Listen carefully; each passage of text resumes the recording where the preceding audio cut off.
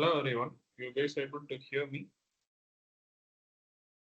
You guys able to hear me? You guys can give reaction. You can see in the top there is a reaction button.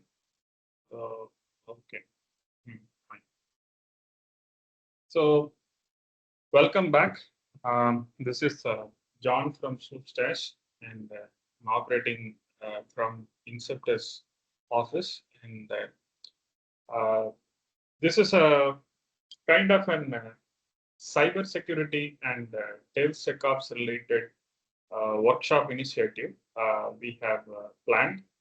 And so the main reason and the motive for this kind of a workshop is that we want to bring some kind of an awareness to people about how DevOps has evolved, how we can implement security related practices, and how we can see it all these in the lens of AI, how AI is having an impact in this area. So all these things we are planning to discuss in this 2.5 hours of time.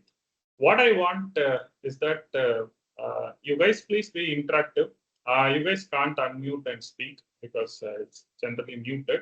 But what you guys can do is you can go to the reaction and you can give this thumbs up kind of reactions or smileys kind of thing so that I can understand that you got the matter. Okay.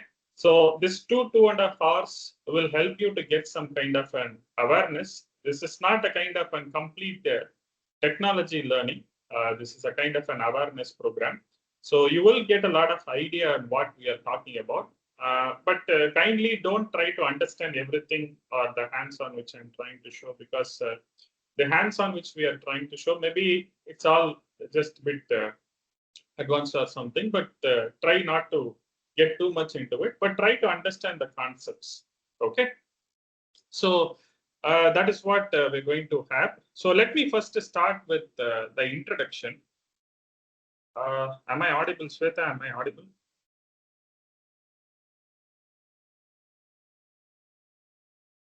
Hello, Shweta. Audible? Okay. John, yes, John, audible. Okay, fine. So I'm going to share my screen. So I will first share my screen and show what is the agenda for today, and then we'll move on to topic by topic. Okay. So the prepared, I believe all of you guys are able to see my screen, right? I am showing my Obsidian's visualization. Is that visible? My Obsidian screen. You see something like workforce development program, students development, something like that able to see. Can you guys give reaction like this, this reaction kind of? The more reaction.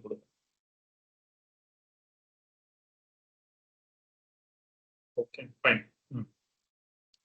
So, fine. So so what we are going to see today, the list of keynotes which I planned for this workshop is this is the almost regularly we run workshop every year at least once or twice, and this is 2026 February workshop. So last time we had a generative AI with the generative AI from zero workshop, which was on August 2025, and like that we have a long history of workshops conducting. And so first is, I just want to give the basic introduction about what is Inceptus and how we associate with Inceptus, the SloopStash story and all that. So let me give a quick introduction and we get into the session show. So basically, SloopStash is an kind of an research-driven firm. We are a small team of people. We do research-driven products. We build products, toolkits, and we build solutions based on toolkits. So, and also we offer technology training programs. So these are all the four pillars on which SloopStash operates. And basically, if you look into this, our focus is mostly on the infrastructure security and we focus more on secure software development. And we also focus on auditing, compliance related things. So this is how our products are generally built, and our emphasis is basically like that. And if you see here, our product, and we also build lots of toolkits, container toolkits. We build virtual machine toolkits. We build configuration management toolkits. We build cloud toolkits. Lots of toolkits we develop, which is all mostly for automation point of view. We build toolkits, and we also have those toolkits open sourced, and that is the background of our toolkits development. And we also have this solutions we generally offer for organizations. It's a B2B solution, so business to business solutions. We like infrastructure solutions, cloud governance, and so many AI-based solutions and all that. So helping organizations to cut the cost. And then we also provide training-related programs with the Inceptus. So that is where we two organizations were linked. So both mostly SloopStash and Inceptus. So far, we have trained almost 950 to 1,000 plus candidates in live training, which is 8 to 9 months training program, not 1 month or 2 months. So that's the track record. In the last 6 years, we have trained more than 1,000 plus candidates, and altogether, Inceptus alone has done almost 12,000 plus members. We have so far trained as alone in Inceptus alone. Okay, so data engineering, data science, DevOps, multi-cloud infrastructure. So all those areas we have trained. So 12,000 plus is the count. And this count is only with respect to the relation between SloopStash and Inceptus. And this is how we have been partnered. So mostly Inceptus is our training partner, and we are trying to build Inceptus as a AI-based research labs. So that is where we are working on. So you can see our site is also under development, and I will just show our Inceptus lab site, which is under development. We are developing that too. You can find here. So our background is we wanted to build artificial intelligence agents. We wanted to we develop tools. We develop lots of gamification related tools, and we also develop the resume parsers and so many other things. We offer these things in the website for free. Okay, and anyone can. We have our indigenous private cloud researchers. So the lots of things that goes around in Inceptus. So earlier we started as an training academy, and then we have now moved on to product development. We build solutions, and we build lots of tools around these related things: infrastructure, data engineering, data science, and all that.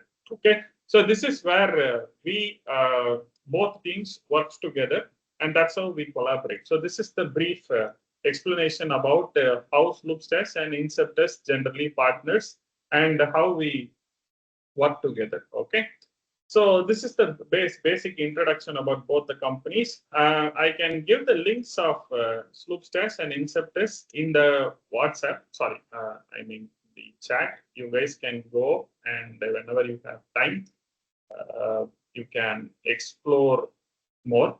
Okay, so Inceptus Labs. So this is the introduction. Okay, so now let me get into the actual topic.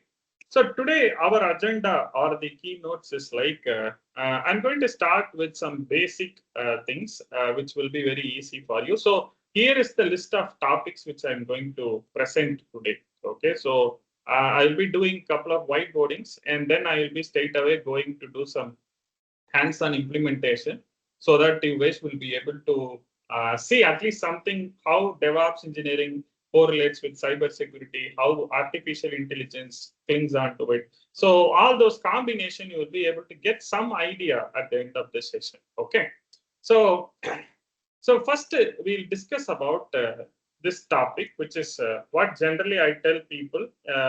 Whatever training program which we conduct, we generally tell people that there are 3 important engineering domains in the IT industry. Okay, we have to know about this three important engineering domains, and that is what first I'm going to share. Okay, it's called IT engineering domains, and I just open this picture. Okay, so please listen carefully. You guys can hold your questions. At the end of the day, we have a podcast, so you can ask questions whatever you want. But kindly give some attention so that you can take something away out of this particular session. Okay. So basically, the first thing that everyone, whether you are from IT engineering background or whether you are not from IT engineering background also, you have to know that there are three major divisions that generally is available. I'm not saying these are all the only divisions, but what I'm saying is there are three major divisions of this that is available. And the first division is what we call as the data engineering division, or we can call it as a data-driven engineering domain. I'm not saying data engineering, I'm saying data engineering, data-oriented domains. And then you have domains like the full stack engineering domains, and then we have domains like the infrastructure engineering domain. So these three engineering domains are the most occupied, are the most popular, are the 90% of engineering domains in the contemporary IT world. Okay, so basically each and every engineering domains you can see here, it has lots of things like, for example, infrastructure means you have cloud engineering, DevOps platform, SRE, SecOps. And then if you see full stack engineering means backend, front-end developer, API, UI, UX, microservice. And data engineering means big data, data analytics, data science, machine learning, MLOps. So you see, there are lots of varieties of roles that are available across these three great engineering domains. Now, when you see this picture, the first question which I generally want to ask people is that which domain currently you are working on? Can you guys look into this picture and select the domain and type that in the chat? Maybe that will be a bit interactive. So, can you guys type it in the chat? I'll show the picture. You guys can see the picture, and you see these three divisions. And in these three divisions, which division right now you are working on? You just say full stack means full stack division, infrastructure means infrastructure, data engineering means data engineering. So you just tell what division you are right now working on, so that it will be a bit interactive. Okay. So this is what is first very much important, guys, because when you are dealing with the IT world, we have to know currently where we are right now sitting on, so that we can move from one domain to other domain or move from one role to another role. So that is why I just show every time I ask, I take sessions in the first opening sessions, I tell people that if you are in this place, you can go and jump here. From here, you can jump here. From here, you can jump here. So basically, you can move from domain to domain, or you can move from roles to roles within the specific domain very easily. So this is the very important idea, that whether you are you are IT engineering related things, or else if you are just not in the non-IT, you wanted to know something about IT also, you have to know this proper division. Okay, so I believe all of you now able to understand these divisions properly. Is that correct? Am I right? You guys can give some reaction here. So like the reaction here, right? So you can click thumbs up means we will get some, I can get some reactions in front of my screen. Okay, so this is the first thing. This is the first thing we have to understand. Now, the second thing is we have to move on to the second topic. So, I mean, this is related to today's topic. Okay.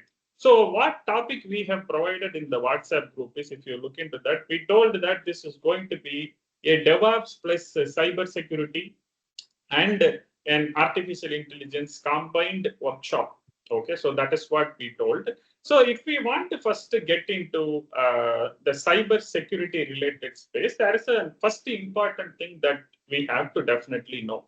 So what is that means? It is generally called as common vulnerabilities and exposures. That is generally called as CVEs. Okay, CVE. So let me first get into what is the CVE, and I will show a few things about the CVE, and you will be able to understand what I'm talking about. That's the basic thing. Okay. So you guys also can try Googling and find that understanding, but you just watch my screen. I just go on to it. So what is this CVE? CVE. Okay. So basically, this CVE is a kind of a database. Okay, it's a kind of a database which tries to consolidate lots of security vulnerabilities and exposes that to the wide internet audience. This is not a kind of a private organization. This is something which is backed by US Department of Homeland Security, DHS, and Cybersecurity and Infrastructure Security Agency, CISA. Both are government-based organizations. Okay, so what is this CVE means? Because when you are going to enter into the IT world in the angle of cyberspace, I'm talking about cybersecurity specifically, not talking about DevOps, not talking about AI. I'm just talking about cybersecurity. The first basic things that we have to understand is we have to know that what is the CVE, that is Common Vulnerability and Exposure Database, where you can find the potential vulnerabilities in most of the software packages and libraries that we are using throughout the open source. Famous things like Kubernetes, Docker, Ansible, Terraform. So these are all the software toolings and programs that we use in the day-to-day work. Whether you are in the DevOps arena or if you are a data scientist, you may be using Keras, NumPy, Pandas, or something like that. Or if you are a data engineering person using Tableau or Microsoft Power BI. So lots of tools and technologies that we use in this contemporary IT working engineering work. So in that, each and every tools that you have, each and every software packages that you install on the system, each and every programs that you have, each and every libraries that you install, whether it's a container image or a virtual machine image, whatever it is, whatever you try to install in the system may have a potential security vulnerability which can be exploited. That is the first thing that we have to understand. Okay, so this is cybersecurity is something which is not just related to a DevOps concept. It is not just related to just infrastructure alone. It is not just related to data engineering alone. It is not just related to full stack engineering alone. It is a kind of a very broader thing where you can see cybersecurity is a very broader and a very commonized word. The word cyber means it's called, it refers to the internet or basically network of systems. And security means network system security. So that is what cyber security words definition is all about. And when it comes to cyber security in the IT engineering arena, it is a very commonistic thing, whether it is DevOps infrastructure or whether you are data engineering, big data, data analytics, or whether you are going for data science or AI, machine learning, whatever it is, cyber security is a very common thing because each and everything that you're going to tools, software packages, libraries, and programs, everything is going to have some tools. That means there could be some security vulnerability. So that is what first we have to understand. Okay. Now what I'm going to show is I'm going to just search here. This particular workshop focuses on DevSecOps, basically DevOps plus cybersecurity combination. So I'm going to talk about one basic, famous tool that DevOps engineering people use, that is Kubernetes, okay, which is a container infrastructure and orchestration automation platform. So I'm going to just search the CVE database saying Kubernetes API. And I'm going to just put a search here. And so you can see some results have come. Okay, so you can see here, I'm just scrolling down. And you can see lots of CVEs that has been exposed, that has been provided here. Now, if you look into this place, anyone can do this search. Okay, this is an open database. CVE.org is an open database where you can go. Suppose if you are using a tool like, for example, if you are a full stack engineer and you are using a Node.js, if you are a Node.js programmer, Node.js backend developer, and you are trying to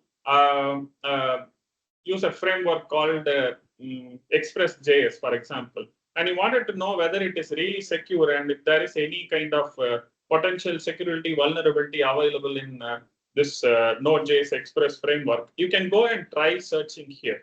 And this is the place where you will understand what is that potential vulnerability. Now, if you see here, I'm just going to click and open this one, and you will be able to see that this is a CVE which is dated on 2025, and some numbering is there. And what it is trying to say is, it is saying that there is a vulnerability exists in Kubernetes client.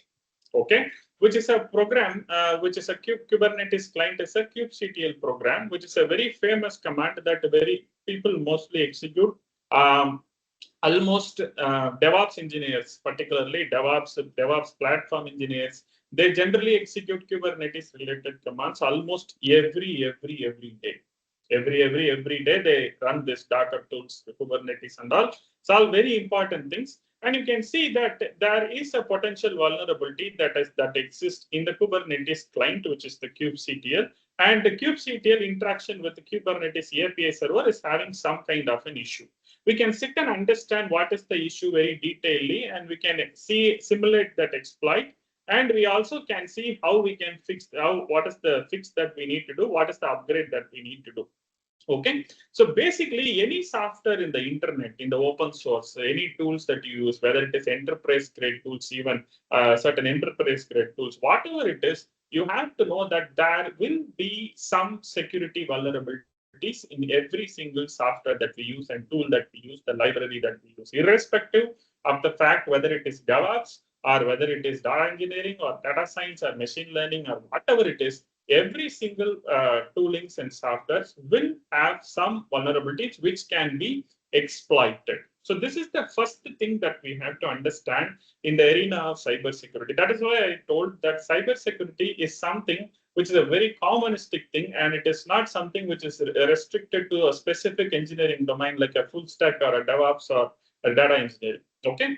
So this is the first thing we have to understand in the area of cybersecurity. Okay, so how many of you got this point? This particular thing, what I told, right? So CVE, cybersecurity, there's security vulnerabilities. It is a common thing. It's a very common thing. So you can't say that it exists only in DevOps tools. It can't say it exists in data science tools, or you can't say it exists in only Node.js.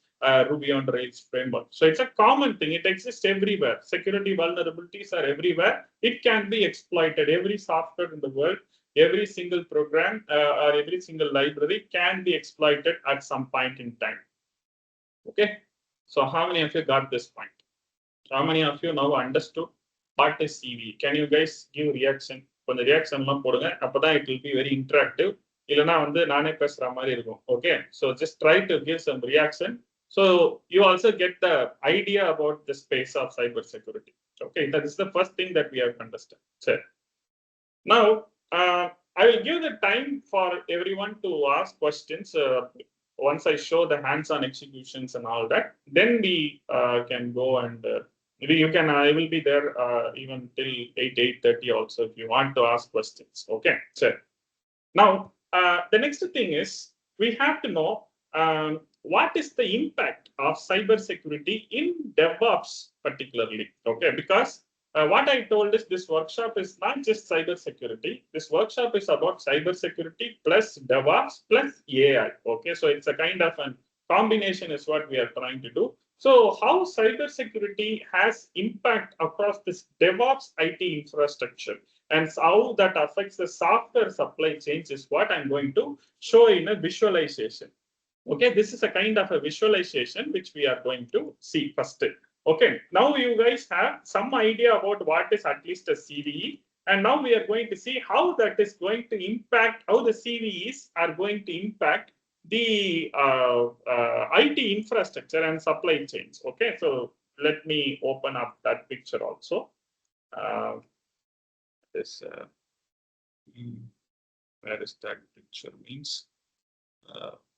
DevOps, cybersecurity impact.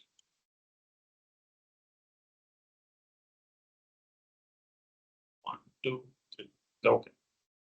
So you see here this this picture, this is something related to DevOps engineering, particularly. Okay, when it comes to DevSecOps, people ask a question like, "What is DevSecOps?" Generally, DevSecOps is something which is an second version of DevOps. Okay, so in the internet, people do lots of definitions and all that, but in my opinion, after doing DevOps automation sessions for the last sessions, it's a training program for the last 6.5 years we have been doing. And we have driven almost 8 to 9 months of training sessions per batch, okay, DevOps, multi-cloud engineering and all. But with that experience, what I am trying to say is this DevOps engineering is basically a version 1, you can treat it like that. It is fully an automation oriented role. When it comes to DevOps, the most important thing is it's all going to go for automation. Automation at the end of the day, it is going to be only automation. So that is what is the final output. But when it comes to DevSecOps, in this DevOps automation, how we are going to bring the security part. So that is what we are going to see in the DevSecOps related thing. So this could be the best definition which I can generally give about this DevSecOps related thing. So that is why we generally say DevSecOps is not just something which is born out of new. It is the second evolution of DevOps, which combines the cybersecurity plus DevOps automation and find potential vulnerabilities and how we can remove those vulnerabilities across the entire IT supply chain, because DevOps focuses more on the entire IT software supply chain, which is CI/CD pipelining, automations, and running through the entire things, right? So that is what it generally focuses on. So basically, you have developers writing the code, and they try to do the development in the development environment. So basically, when it comes to development environment, the development environment also has lots of CVEs. Okay, so basically the security vulnerabilities that generally exist in software development infrastructure. Let's say, for example, let's say you are a React JS developer, or you are a data engineering. You are a kind of an SQL developer, or you are an ETL developer in data engineering. So you use lots of Python libraries, you use lots of full stack related libraries, backend libraries, Ruby on Rails, Node.js, Express, React.js. So many libraries and toolings you use to develop your software, right? So when it comes to developing each and every software, that product stack or whatever it is, everything you have to understand there will be security vulnerability. So that affects your development environment. But most of the time, the development environment which we are talking about is basically your local machine or your laptop. So it is not exposed to the internet, and hence that is not mostly vulnerable. Okay, so that is the very important thing we have to know. So this is regarding the development environment. Once the code is consolidated, you have done the development of your software, you may be pushing it to a CI/CD tool chain, and that is where DevOps related practices comes in. We have, let's say, a CI/CD pipeline workflow like Jenkins, engine like Jenkins, executing and integrating with lots of tools like Docker, Kubernetes, Ansible, or Terraform. Or I'm particularly talking in the context of DevOps. Okay, so when you see lots of tool chains that are involved, particularly when it comes to CI/CD pipelining and all that, in all these tools, whether it is Kubernetes, sometime back I showed that in the Kubernetes client program, there is a potential issues available there. And we saw that there are CVEs available in this total CI/CD tool chain itself. And you can see that we have to build a lot of environments like QA testing environment, staging environment, production environment. There also you can have lots of CVEs exposed inside that. So at the end of the day, when you see this entire supply chain, this is a very simplistic picture. It can be a bit complicated also. This entire supply chain, every place, whether it is a development environment, whether you go for a testing environment or staging environment or production environment, or the tool chains that you are using to supply or deliver your software, CI/CD pipelines, whatever it is, you see that the CVEs are generally the commonistic things across the environments. across the tools that you use, across whatever you have been using, the CVEs are generally a common thing. So this is how the DevOps IT infrastructure, the supply chain infrastructure has been affected by general vulnerabilities or security vulnerabilities. So you cannot say that when you use a tool like a Terraform, you can't say that whatever you are doing with the Kubernetes, Terraform, or Jenkins, or whatever latest tools that you've been trying, or GitHub, or anything that you've been using, you can't say that there is no vulnerabilities. These are all highly DevOps, SRE, platform engineering oriented toolings. And these toolings also, the tool chain also has security related things, vulnerabilities, as well as your infrastructures, the environments, the production, the staging, the development environment. All these have potential security vulnerabilities. Okay, this is how DevOps IT infrastructure is generally affected by lots of cybersecurity vulnerabilities inside that. Okay, so how many of you understood this picture? You can't completely understand the concept, but what I'm saying is, how many of you are able to understand this full picture? Is this understandable? So you now able to correlate the understanding between DevOps and how CVEs are a part of our DevOps tool chain or IT DevOps supply chain, how this is all integrated. So you guys able to understand means just give some reaction. Reaction. Okay, only when you give reaction, I mean, you don't need to understand the architecture picture, but you have to know every single place is getting affected. Any reaction, guys? Reaction. So, guys, please be interactive. Then only session will be a bit interesting. Otherwise, I feel like I'm just talking for a screen. Okay, fine. So the next thing is, what we are going to do is, we are going to see how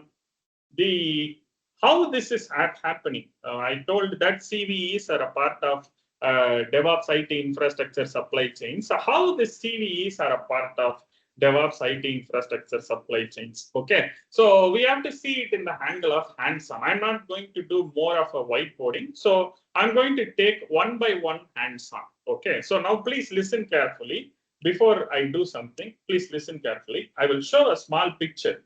Okay, I will show a small picture that you will be able to understand, and then you can ask. I mean, you have questions, means you can note. I will do the hands-on. So when it comes to container infrastructure, basically Docker is one of the important tools in building the container platform images, which hope you all know that Docker plus Kubernetes is a very important software tools, infrastructure toolings that helps you to build the container image artifacts. Okay, so when it comes to Docker, the primary part of Docker is building the OCI image. Okay, OCI image. So generally, when you look into this OCI image, I'm just showing some internal structure of an OCI image, or what we call as a container image. So each and every OCI image, or what we call as a Docker image, basically we say Docker image or OCI image or container image, everything is similar. Okay, so what I'm trying to say is this OCI image, which contains, whether if you are going to deploy, if you are going to install a generative AI language model inside an OCI image and run a GenAI container, what will happen is you will install all the tools and dependencies that is required inside this image. Okay, tools, programs, softwares, and all that. So any toolings that you use, that you bake inside the OCI image, can have some kind of a potential security exploit. Okay, we do not know about that. So what we are going to do is, we are going to see a generative AI. This is a Redis image. I'm not talking about this one. I'm going to specifically take a generative AI-based container image, which we built separately for our own purposes. And that image, what we are going to go and see how we can explore and find the CVEs, or the common exploits or the vulnerabilities in that image. Okay, so that is what is the first hands-on we are going to see. Okay, so to do that, I'm going to build a specific container image in front of your eyes. I have already built it because the session timing is very little, so I can't do the full execution. I did build few things, but I'm going to just to show how we can build a generative AI container image with the Docker. And we are going to see how we can introspect CVEs in the GenAI-based OCI container images. That is what I'm going to do two things. Okay. Is that you guys able to understand? I'm going to build a container image, okay, which is a generative AI-based container image with Docker. And we are going to introspect the CVEs inside that image. And that is one of the important thing to for DevOps engineering point of view. This is a very important, crucial things for DevSecOps engineering point of view. Okay, so that is what first we are going to do. Okay, now let me go into that. Let me open my virtual machine.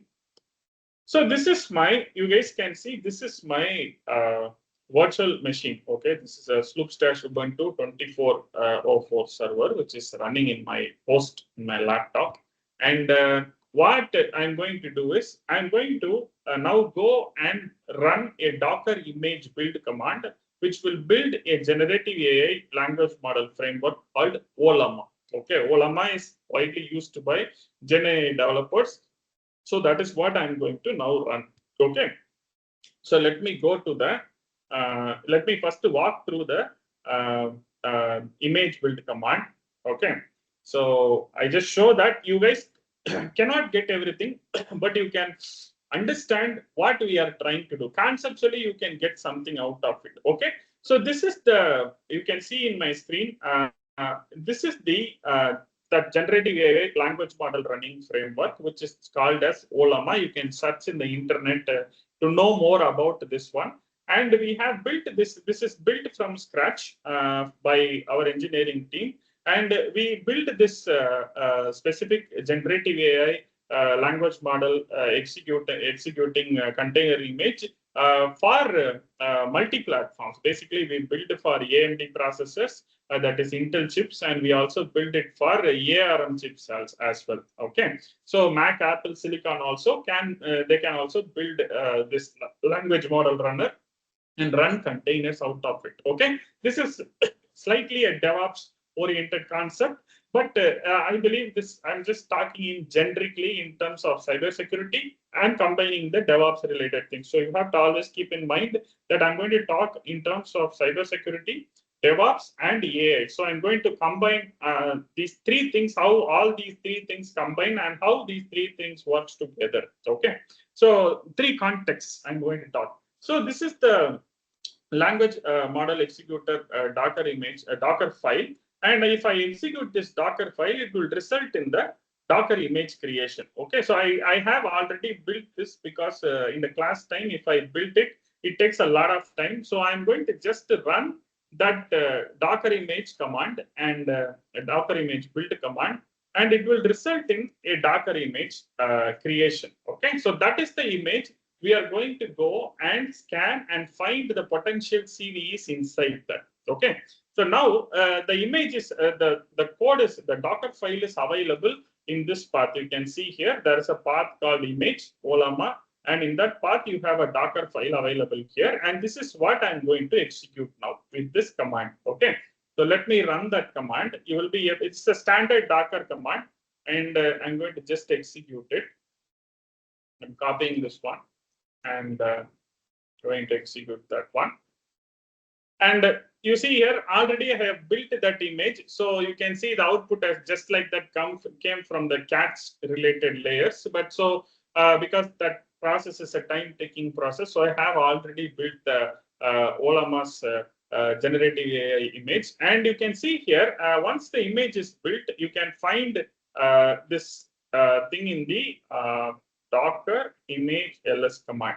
So you can find this is the Docker image, resultant Docker image we have built, which is not a very small one because it's a kind of a big tool. So you can see here that is available here. Okay, so this is the image. We are going to push it to the Docker Hub, and we are going to see enable some kind of a scanning on this container image. and find the CVEs integrated with this image. Okay, you can find for all the other images like Redis or Python or Chroma database or Nginx or whatever image container image you have built. You can push it to Docker Hub and run some scannings, and then you can find the potential security vulnerabilities. Okay, so now I'm going to focus only on the generative AI image. So if you want to push this image, I already pushed this to the Docker Hub because the pushing also takes a lot of time. So I'm just going to say Docker image push, and SloopStash Olama, and the version is v0.9.6. I'll just start a push, but I will not conclude it. So you can see here, it says already existing and it's starting to push. So this is how you can see the image is getting pushed. I'm not going to push this. It takes a lot of time. So I just Control-C quit it. Okay, so this is the image. Once you push this image, it will be available inside the Docker Hub. Okay, so you can see the SloopStash Docker Hub is available in this place. You can find here in this place, you the SloopStash Docker Hub. So this is our Docker account. Okay, so in the Docker Hub, and in the Docker Hub, if you search the image name called Olama, you will be able to find the image. Okay, we pushed it some 6-7 months back, and this is the image. We generally build the images. We develop lots of open source toolings and toolkits and all that. So that is what we generally see here. Okay, the open source tools, the container images, and for not just for generative AI, for so many workloads we are pushing this. Okay, and in this you can see here we have pushed the version called 0.9.6. That is what we have built and pushed, and that is what you can see here. Okay, this is the container image which has been pushed into the Docker Hub, which can be downloaded and executed by Kubernetes and Docker tools and any other container execution infrastructure toolings. Okay, and you can find here right now there is no scan executed on this image. So you can see here, this is just an image that has been pushed and available in the Docker Hub. Now what I'm going to do is I'm going to enable a scan on this image. So let me open this one. Let me open this image, and I'll go to the settings. Okay, I'll go to the image. Sorry, I have. And in the Olama image, this is the generative AI language model running framework. And I'm going to go to the settings, and I'm going to enable the image security scanning feature. So generally, we have a tool in Docker called Docker Scout. Okay, Docker Scout is basically a Docker's tool which comes with it's basically a Docker's paid tool which introspects the container images which you push to the Docker Hub and runs the scan inside the container images, and then it tries to find all the CVEs and gives you the list of CVEs, common vulnerabilities, which you can fix. I mean, in the world, there is nothing like zero vulnerability. There will be vulnerabilities in the images that we build, but this tool helps you to find, we can fix as much as possible. Okay, so now what I'm going to do is I'm going to enable the Docker Scout scanning, and I'm going to just click save on this. Okay, so as of now, this is a free account which we are using. So we can apply Docker Scout image analysis and scanning only on one container image, not all the images which we have. So what I've done is I've enabled it. Now I'm going to go to the image, and I'm going to click the tag name. Okay, so tag name. You can now see. Let me refresh. You can now see that this image is now being scanned. Okay, the image is now being scanned, and this is this generative AI language model running framework image, which sometimes we bake the language model also inside. So whatever it is that is now executed, that is now scanned by the Docker Scout. And Docker Scout was able to see some almost 338 vulnerabilities that is available inside that. You can see here, we have the Docker Scout able to show 338 vulnerabilities. There are totally 408 packages which which has been installed inside the container image. And now you can see each and every vulnerability you can see the criticality. Okay, so out of this, there are 2 vulnerabilities in our SloopStash Olama image, which is critical. And out of that, 86 are high severity, and out of that, 226 are medium severity. So you can see critical is what we generally focus, and high severity we can slowly fix that by updating certain things and all. So everything is now showing the list of CVEs you can see here. Each and every CVEs which you see here, we can sit a security DevSecOps team's main job is they have to find and understand what is the critical vulnerabilities, and they have to read that explanations, and they have to fix it. Okay, so that is what is the main job of a DevOps plus a DevSecOps engineer. Okay, that is how you can see how the cybersecurity related things generally comes into DevOps engineering field. That is the IT supply chain. That's what I just showed some time back here in a plain picture. Okay, in the picture, what I told is how your IT software supply chain is generally affected, how your IT supply chain is generally affected by lots of CVEs across development environment, production, staging, tool chains, everywhere it is affected. And that is what you can see here also. Okay, so this is the place where you can clearly find it with the proof that how this scan has happened and how this scan has provided what is the affected version, what is the remedy to fix it, how you can learn from that. It is all coming from the CVEs database. Okay, so how many of you able to correlate now with what we discussed earlier? I know some people have understanding about DevOps related things, but I'm just saying in the context, this is how DevSecOps related things kicks into a DevOps IT tool chain. You guys able to get the understanding, right? So the CVE is what I first told. Now I reverse what I have told. First, what we discussed about the CVEs database and each and every toolings that you use, whether it is a data engineering, data science, machine learning, AI, or IT infrastructure, DevOps, or you go full stack, Node.js, Ruby, Python, Flask, anything. Every single tool or software library that you use may have security vulnerabilities, and that is generally found across the internet by many hackers or developers or people, and security engineers works towards that, and they establish or publish that in this place called CVE.org. It's a database. And now then we have seen how this CVEs are a part of DevOps IT supply chain. Okay, the entire CI/CD pipeline, the IT supply chain, how that is coming inside. So that is what we have now seen, and as a pictorial representation. And what I have now shown in the UI is I have shown how we build particularly generative AI is a bit of an must-to-have subject these days for any role, whether it is data engineering or full stack developers or DevOps engineers must know how to tackle generative AI in their IT infrastructure. So that is why I'm talking about it. And you can see here, I showed how the CVEs are now a part of a container image, which you are going to run in the Kubernetes in the next slide.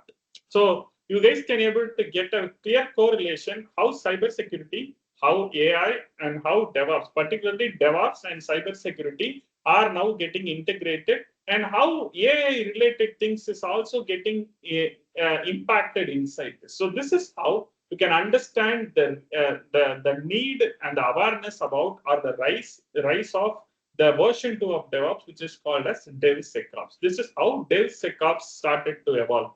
In the year 2027 or 2028, you may find like how DevOps became a big role in most of the IT engineering organizations in service sector particularly, you can see the DevSecOps also will come to its most peak in 2028 mostly, or in the upcoming times in another couple of years. So that is what we are actually focusing on more. So we offer training programs and sessions and basic. So we did DevOps engineering for the last 6.5 years, and slightly we are moving slowly towards the DevSecOps engineering. Basically, it is a security, cybersecurity plus DevOps related things. Okay. So how many of you got understanding now? Clear understanding about the DevOps, how DevOps cybersecurity gets integrated here. Everyone understood? Can you guys give some reaction? Questions I will answer once I complete the execution. Okay. But concepts wise, you guys should be able to understand. So this is an awareness workshop. So you guys have to focus on concept, should not focus more on technical. Okay. So that's the first thing. Shweta, can you allow the person in the lobby? Okay. Yes, John. Yes, John. Fine. So now the next thing what we have planned in this workshop is we are going to see how we can, we are going to do two things. One is we're going to see how we can deploy a generative AI RAG kind of application software stack in Kubernetes. And we are going to see how we can simulate a cyber attack, okay, against the Kubernetes endpoint. Now, the first thing what we have seen is Docker. So Docker vulnerabilities in the container image. Now we are going to see how we can run these container images inside the Kubernetes, and we are going to see how we can simulate a flood attack or a cyber attack against this kind of an Kubernetes microservice endpoint. Okay, so that is what is the next thing. For these kind of things, we have to know the Docker, Kubernetes, and these kinds of, but then only these topics makes more relevant to you. But what I am trying to say is don't try to go technical. Just try to, it takes a lot of engineering effort to understand this one, but do try to understand the concepts and get awareness about this subject. That's what you can take away from here. And you can ask questions after the end of session. Okay. Now let me go to the next part. So I just shut down this machine and I start a Kubernetes cluster in my host. Okay, so I'm just shutting down. Just shutting down my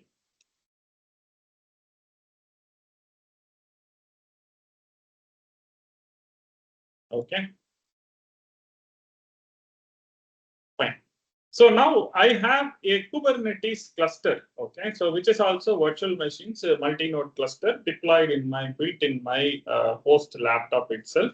So I have my Kubernetes master one, which is ready. The control plane is up and running. I'm going to start my worker, a couple of worker nodes, and I'm going to deploy a generative AI-based RAG application. RAG is a concept. Okay, RAG is a concept in generative AI.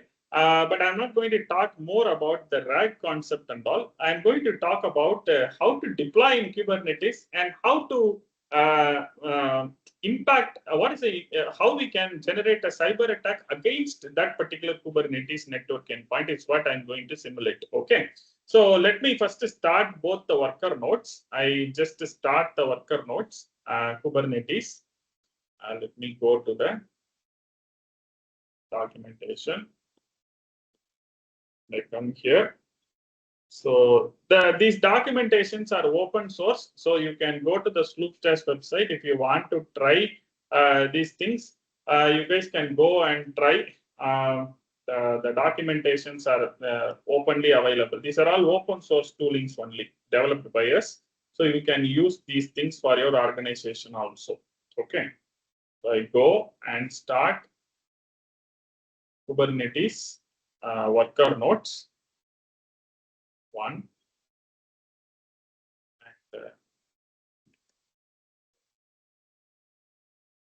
Kubernetes worker nodes. Already a master node is running, control plane. Now I'm starting the worker node. Okay, one by one we need to start.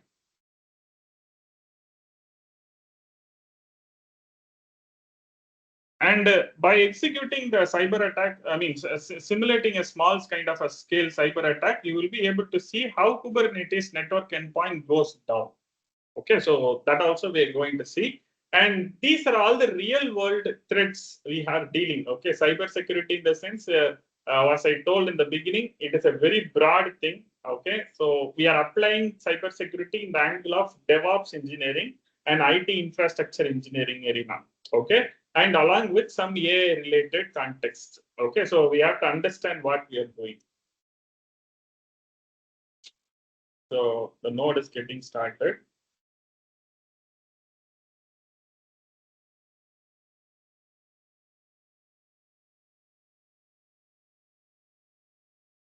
What is getting started?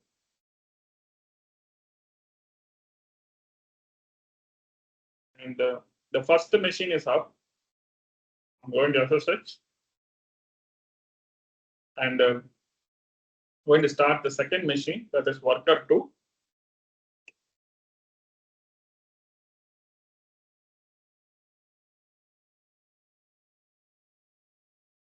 Worker 2. So master is running, worker 1 and worker 2 is what I'm starting. So let the worker 1 is being started. Worker 2 is getting started. So this is a 3-node Kubernetes cluster built in my host laptop machine itself. Okay.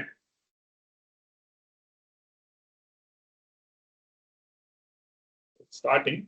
We have to wait for that.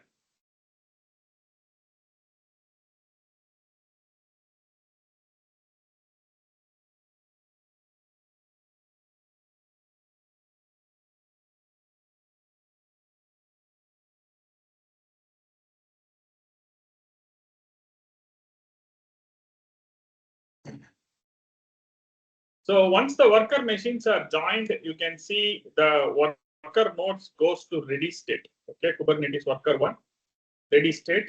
And then once the worker node 2 starts, worker node 2 also comes to the ready state. We have to wait for that. So I believe this will be a very useful workshop for you. This will be an eye-opener for you in the area of cybersecurity and how that is impacting the DevOps engineering roles, particularly the DevSecOps, and how you can correlate it with the AI-based thing. So that's what you will finally take away. So note your questions in the paper or somewhere. Once the hands-on is over, I will be completed by next 20-25 minutes. And you guys can ask your questions. There will be a past podcast kind of thing that we have planned. So those questions will be useful to you. You guys also can raise your hand and ask the questions. Okay. So now let me focus on this one. Okay, so you can see here my 3-node Kubernetes cluster is up and running. So I have a master, I have a worker node, couple of worker nodes. Master is the control plane, and a couple of worker nodes are ready. Okay. So what I'm going to do is I'm going to execute this generative AI language model executor. Okay, so Olama is what I'm going to execute. Along with Olama, I'm going to execute it as a full stack application. Okay, full stack. This is a software stack is what I'm going to run. And that involves lots of, because when you are implementing a generative AI RAG-based implementation, you need to have Python applications, you need to have databases, vector databases, so many things are a part of it. So it's not just the language model runner alone. So I'm going to just execute that full stack. Okay, so let me show how we can execute a full stack in Kubernetes. All these things are open source. You guys can go to SloopStash website, and you guys also can try it after my session is over. Okay, whatever I'm just showing, everything is openly available, open source toolings only we are developing. Okay, I'm just going to go here, and what I'm going to do is I'm going to set the environment variables. So this is a standard Kubernetes execution. So I'm going to deploy a full stack inside the Kubernetes cluster, okay, which is a generative AI-based RAG application stack. Okay, and I'm setting the environment variables, and then certain setups were premeditatedly have done that because the class time this execution takes a lot of time. We can't complete it. So that is why I just did few things. So I'm going to just power up my workloads. First, I'm going to power up my Redis workload, and then I'm going to power up my vector database, which is an essential factor for RAG applications. And then I'm going to start going to check what is happening. Let me check. So this is Kubernetes. Now you can see the vector database called Chroma is running in the SloopStash Kubernetes worker node 1. And you can see the Redis database server that is running, which is a part of our full stack application. And I'm going to execute the language model runner, which is the OLAMA. Okay, you can see here. This is the way how you can execute the container images. Okay, for example, you can see the scanned container images available in Docker, right? This will be pulled when you execute the Kubernetes stateful set YAML template. It will pull this image and deploy it here as containers. Okay, it will run like this. So I just show here. So you can see here the OLAMA container is now running. You can see here the OLAMA container is running. So this is based on the OLAMA image. You can see here SloopStash OLAMA v0.96. And that is the image that we have ran scan in the Docker hub. This is the image that has been pulled here. But this has already been pulled because we can't allow all these things in the short session time. So that is being pulled here, and that is what is now running here. Okay, so this is how you bring a language model, generative AI, and now we are going to see a Python-based RAG application getting deployed inside this, and that is a Python application. Okay, so that also is available here. I'm going to run these two commands. So I just start this one. Okay, so we tested all these things. So this time when you just run these commands, it will be very quickly running. But when you are doing this freshly for the first time, the image download time, you can see the time to download the image from Docker Hub to the local Kubernetes worker node, it takes some amount of time. Okay, now you can find this entire fleet of full stack application is running. You can see here, you have a couple of app servers. You have Chroma, that is the vector database server, which is used an important component for RAG applications in generative AI. And this is the generative AI language model runner, which is already been running inside. And these are all the containers which you can see that is getting running. Okay, so this is how you can deploy a generative AI RAG application.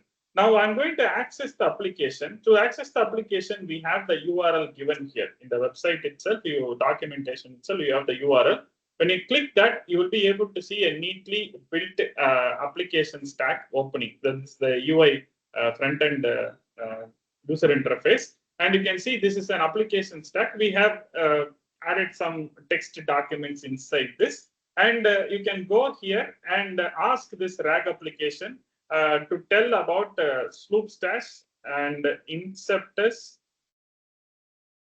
partnership, because I've given some data about it. And if I just try to execute it, let's see if that is able to answer it. Okay, so there is more load in the system. It won't be able to answer. So RAG is basically a concept. I will just show one small picture if you guys are interested. I will just show a small picture of how a RAG application works in generative AI. So which is a part of my previous workshop. I just open a small picture. Let me open this picture. Okay.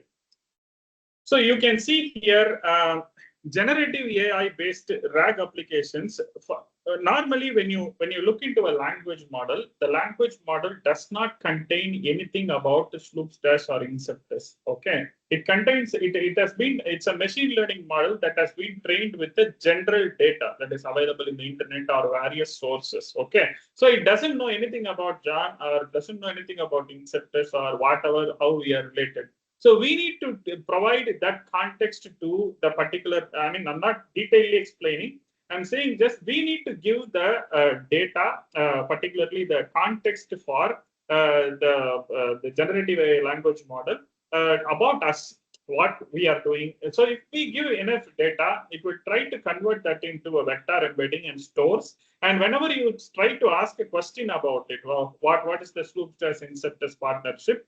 It will try to combine the vector data along with the language model, and it will try to reply with an answer. Okay, it is what we call as a generation and retrieval concept in the GenAI RAG world. Okay.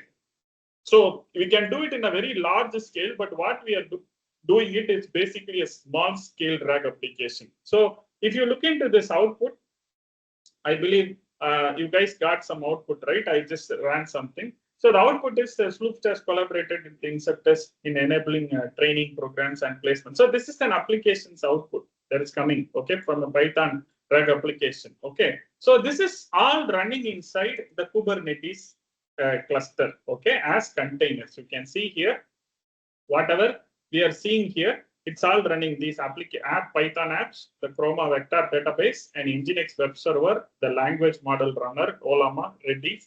This is a full stack implementation that is running inside the Kubernetes, okay, which is a typical DevOps plus AI workload implementation related thing, okay. How many of you understood up to this? How many of you understood up during Puruncha? So I'm just doing Kubernetes execution. Okay. Now listen carefully. So you guys can see a lot of machines running here. You can see here around the places and all here and all, right? You see a lot of things that is happening. So what we are trying to do here is that these are all the bare metal servers. If you see here, it's a bare metal means it runs a bare metal hypervisor, so it does not run any operating systems. Okay, so in these machines, the first machine, it's those machines we run these generative AI language models. So you can see here why we are building these kinds of typical on-premise data center kind of setup is we try to run our AI experiments, our how we train the models. And we build our own, because if you see in the cloud, I showed sometime back in the Kubernetes, okay? The same Kubernetes, the same Docker, the same image, what I showed, the introspected CVE image, they run inside these racks, okay? So these racks are designed with a quality data center grade hardware. Some of the machines are tiny nodes, but most of the nodes, like you can see that server and all, it contains nearly 100 and this total capacity is nearly more than 128 CPU cores and GPUs for AI processing, and it's all bare metals where we deploy. There is no operating system, so directly we deploy virtual machines, the Amazon Linux, Alma Linux virtual machines, and we deploy Kubernetes Docker containers throughout this. And inside that, we power the artificial intelligence workloads, not just artificial intelligence, but data engineering workloads for our experimentation, the Spark cluster, the Kafka cluster, Hadoop cluster, map prediction. And we also run full stack engineering workloads. So this is all a part of the SloopStash Sloop Engine research and development, which is a part of SloopStash indigenous private cloud modeling. Okay, so you may have heard about AWS cloud, Azure cloud. You may have heard about Google GCP. It's all public clouds. Okay, so what we are trying to do at SloopStash Inceptus is we are trying to, our product Sloop Engine, we are trying to build an indigenous private cloud. And whatever you have seen here in my local machine, the 3-node Kubernetes cluster where we run a small language model, that generally runs inside these bare metal hardwares. Okay, it's a part of our research plus our product initiative. So this is getting transformed as a Sloop Engine product, which is an indigenous private cloud. Okay, it's a concept. Okay, so building something equivalent to the Amazon EC2 and something equivalent to Azure virtual machine, Azure networking. So like that. So network storage company we are trying. And we use XCP-ng hypervisor, which is a Citrix Zen based. And this is the place where our Kubernetes AI workloads specifically built for running huge language models. What I've just executed here in this Kubernetes in my laptop is Olamas model is Llama 3.2, which is a 7 billion parameter. That's all we can execute in a laptop. Apart from that, we can't do. But what are language models which we are trying to execute here? They're all much bigger than what I have executed here. Okay, so this is all the interesting things that we are doing. And here is the place where there is a genuine need for cybersecurity. Okay, it's not just toolings like Ansible, Docker, and these kinds of things are injected, Kubernetes are injected here. This needs a lot of security because security vulnerabilities I showed in the Docker image is also available in these racks. Okay, so integrating cybersecurity is not just in container image alone, but when you run Kubernetes here, the container image is running here, and here also you have a vulnerability. So cybersecurity research and cybersecurity related things we do in on-premise like this. We also do it in the cloud like AWS, Azure, and we also run it in the laptop hardware like this. Okay, so these are the things that I just want to show. Okay, so you guys now able to get a picture on why I have this kind of a background, what I wanted to share in this workshop. Is this interesting for you guys? You guys able to imagine, because I can't open all the Kubernetes things and all because I need to up everything totally. So certain things are down. So you're able to understand, right? So same stack which you have seen here, the same set of workloads, the same, but bigger language models, bigger generative AI, bigger data processing. So that for that purpose, this is how it actually works. Okay, this is what we call as on-premise hardware data center. This is a part of our indigenous private cloud experimentation, which is an initiative of a Sloop engine product from SloopStash. Okay, so this is what we are doing. Okay, so up to this, you guys understood how to run a GenAI-based application, drag application in Kubernetes, how this runs in the laptop, how this runs in this data center. It's the same way that it runs in AWS and Azure Cloud. Okay, is that understood? Fine. Now let me come back to the security point of view. Let me come to the security point of view. So what is the security thing that we are going to see here? How an attacker,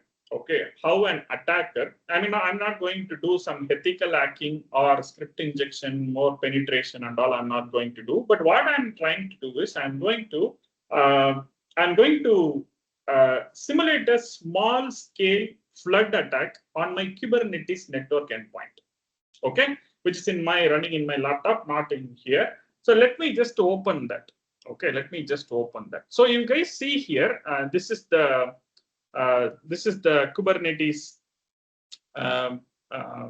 This is the Kubernetes Nginx web server that is running inside. Okay, Nginx web server. What I'm going to do is this application which you are dealing here, right? So you can see here some.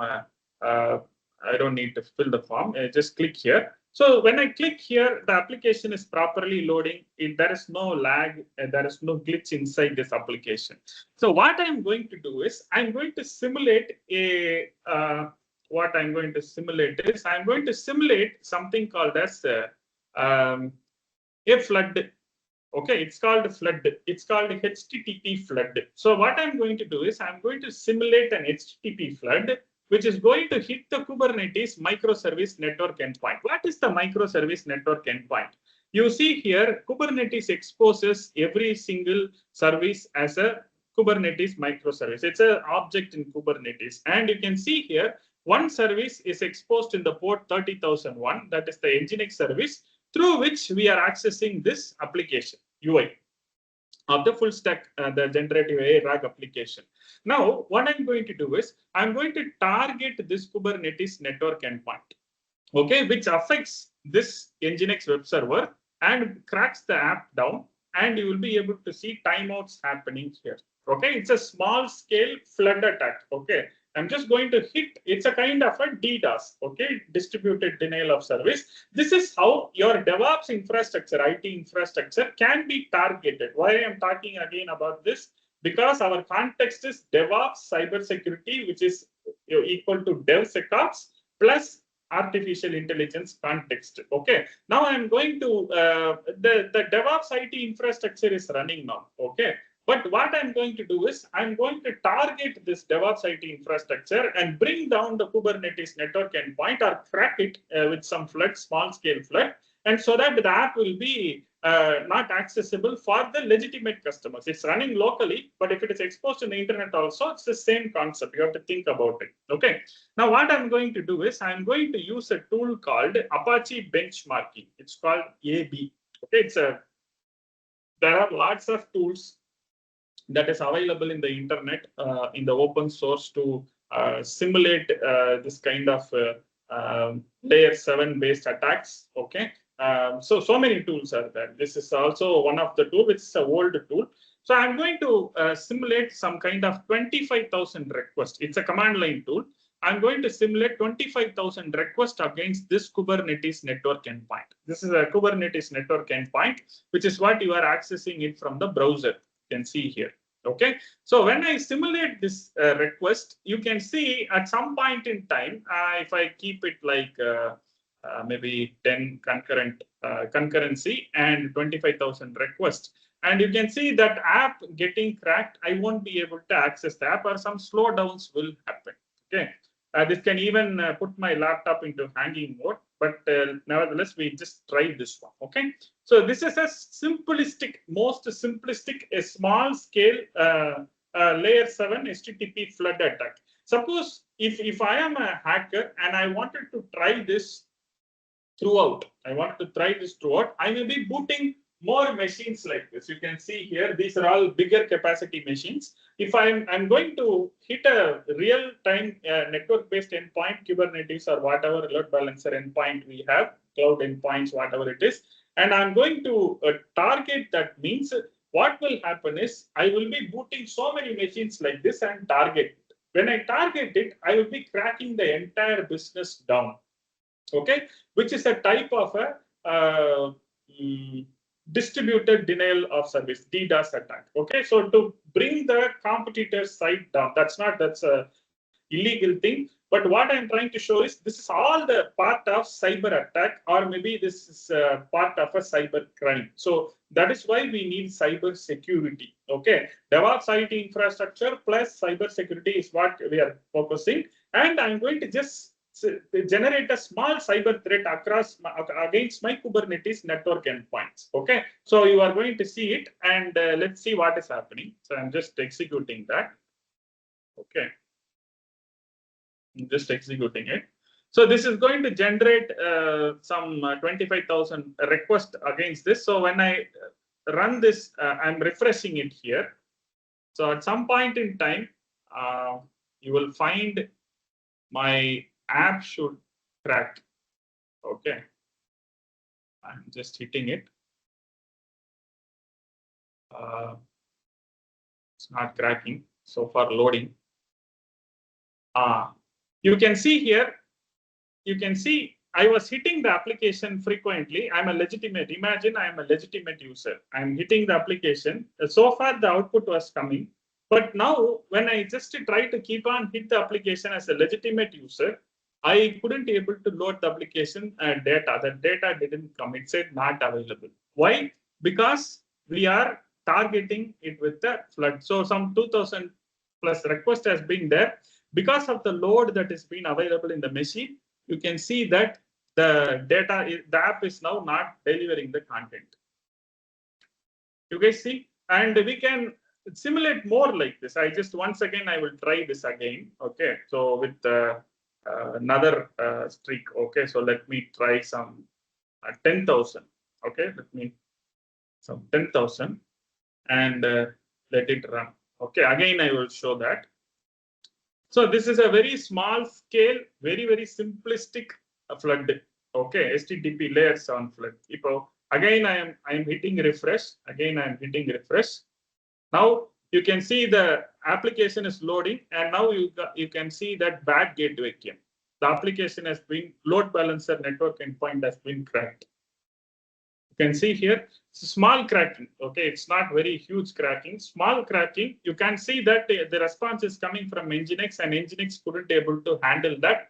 because there is a flood coming inside the load by Kubernetes network endpoint. Totally, we were able to hit 1689 request, but out of that, due to the load in the system, because this is a host machine where I run multi-node Kubernetes cluster, the node came down, the service came down. So this is a kind of a DDoS simulation, kind of a small scale, very, very small scale DDoS simulation. Now you have to imagine that if I am an ethical hacker, okay, I will be booting so many machines like this, and I will be targeting a real-time network load balancer endpoint backed by Kubernetes or any cloud network load balancer. And when I hit it like from 100 machines, say I generate 10,000 requests per machine, you have to imagine that how easily we can bring a specific application in the internet down. You understood, right? So this is the cyber threat which we are dealing, and that is why we need a cyber security for our DevOps IT infrastructure, and that is where we come to the point called DevSecOps engineering. Okay, so how many of you understood this simulation? Is this understandable? Okay, so this is how in the real time it happens. I just showed it in a small scale in my host machine with some Kubernetes nodes and all that. But in the real time world scenario, these things happens like that. Okay, so I believe I just don't want to go more apart from this. So time is 6:30. So I have just executed short few things. So I just summarize. And then what I will do is I will hand over the podcast session. You guys can ask questions. Okay, so you raise the hand, ask questions. I will be able to answer. So I just in order to if you feel these topics are a bit vague or something like that, in the Inceptors team we have developed a small. It's a kind of a gamification. Okay, so when you learn things through gamification, it will be very, very easy for you to learn. Okay, for example, let me give one small link in the chat. Okay, I just show. I mean, you can't understand the full concept in a single run, but what you can understand is you can understand how this thing can be conceptually. I mean, you can just do some marking. This is a marking. So what we need to have, we need to have a Docker file, and then it builds the image layers, and then you need to run the build, and then multi-platform build, and then CVE scanner, and then registry pushing. Okay, so you see here when you learn complicated topics.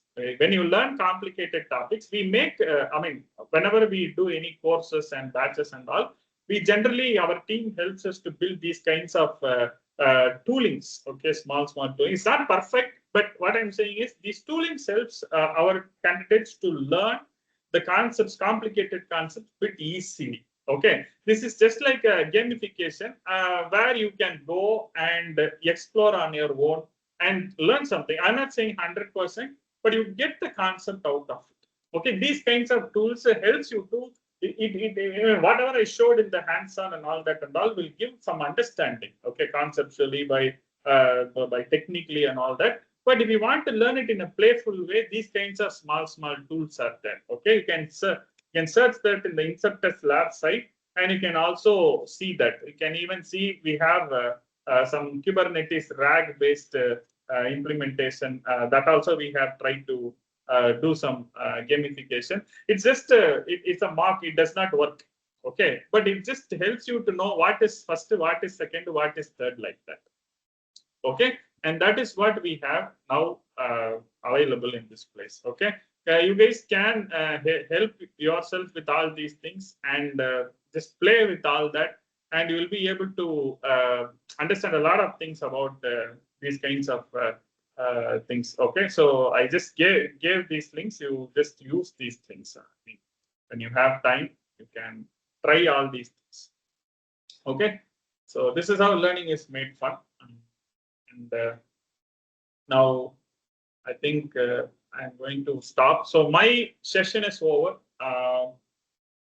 and I request people who have questions, you can raise your hand, and I'm going to give this time to question and answers. Okay, so Hi, go. John. So maybe I will go with a few questions as a kind of a podcast, right? To on behalf of our team. Okay. So first of all, a great session. It's very much informative and in a very short span of time, it is very much relevant to the current IT industry need, right? Where there is a concern with respect to our primary concern the organization has related to the security, the cost governance, and the resource utilization, which is being considered as a paramount in every organizations, right? Like whether to go with the on-prem or with the cloud, right?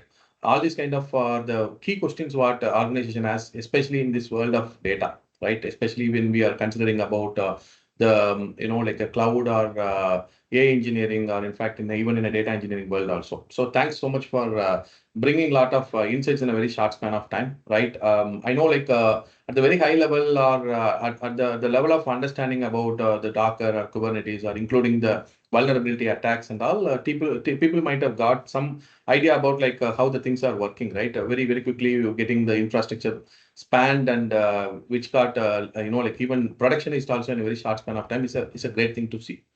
So on behalf of everyone, right, some of the top quick questions that I have in my mind. So I just wanted to get that clarity from you, right?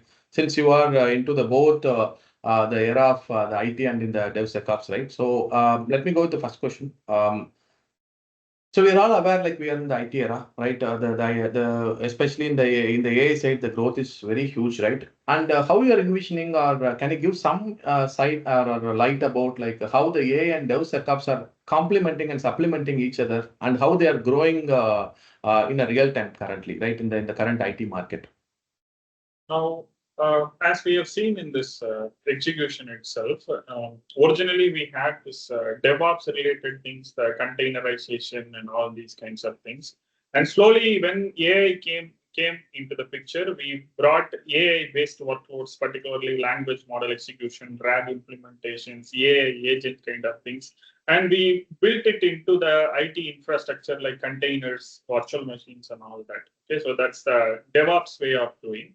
And then what we are trying to move on from here is when we bring these AI-related elements and the data engineering elements, or the critical data-oriented things, which can even have some sensitive informations and vulnerabilities and all. So we try to now merge this AI element with already we had the AI and the DevOps related thing that has been going on in the last couple of years or maybe a year. And now we are trying to bring that into the cybersecurity space and see how we can integrate the security related implementations. For example, now we have seen the CVEs implementation. So CVE, how CVE impacts a container image, how the language models, libraries are generally exposed. If it is exposed, what kind of potential leaks can happen. That's a very vast thing. We have just identified it. So we can see it like a triangular fashion where we have AI, which is a very commonistic thing across every engineering field, whether it is data engineering, DevOps, or even infrastructure engineering. In many places, product development, full stack, every place AI is playing a very great role. And now we are trying to bring the AI context into DevOps, which we did in the last year itself. And now we are bringing the security context. So basically, it's like a triangle we are building. So we have AI, we have the DevOps, and we have the cybersecurity, which encloses DevSecOps plus AI relativity. Yeah, thank you, John. So I have one more follow-up question on that, right? So how you are going to transform our aspirants, right, who are all joining for whatever the course, or they're coming for some internship, and even for getting some idea about like how this implementation can be made, right? How you are getting them job ready or a production ready, right? So because that is a big gap what people are finding now, right? Mixing the learning and the real implementation, right? Or understanding the real-time tools or projects or the real infrastructure hands-on is a very big challenge in the market currently. So how you are bringing the synergy of all the three to our aspirants, to our students? What we are trying to do is we so far have done lots of multi-cloud engineering related aspirants, which is also core IT infrastructure, DevOps, multi-cloud, and all that. So for all the aspirants in the earlier time, we couldn't able to expose them to reality. So for example, when we are teaching Amazon EC2 Cloud, for example, or Azure Virtual Machine or Amazon VPC kind of topics, in the particular Kubernetes network endpoints, how that can run inside AWS and all. The problem with that is when in the cloud, public cloud, you can't touch and feel things. Okay, so when people come, I mean, the former batches, what we have done prior to 2025, people can't. I mean, when I say Amazon EC2 instance is a virtual machine, or Azure Kubernetes node is a virtual machine that is running Kubernetes agent, they can't go open and see that. They have to believe that that is running somewhere in the world, in somewhere, and we are just accessing it.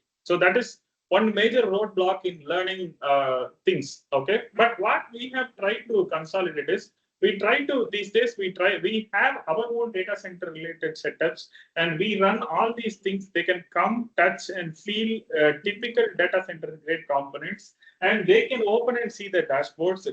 They can come visually. We take them as a tour and explain how all these components are built properly, how we build the storage, how we build the networking, how we build container platforms, VM platforms that run here. And that understanding helps them to, imagining the public cloud, they will be able to correlate it with here.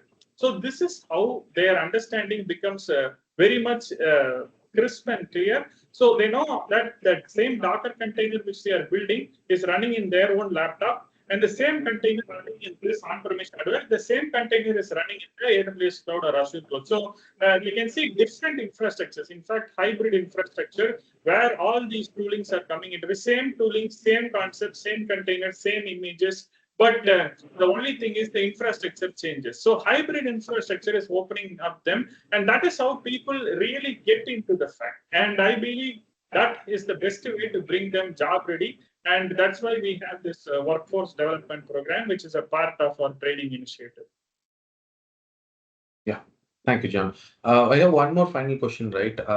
This is a kind of an open question everybody of us have. We are in a fear of AI, right? So how AI is going to, like dominate the human being or our jobs, and we are always finding a kind of a fear on the AI, right? The growth of AI. How you are envisioning the job market for the DevSecOps, right? How you can say like the AI is going to affect, or it may not have a huge impact, or it is going to work together to get ground, right? How you are envisioning this?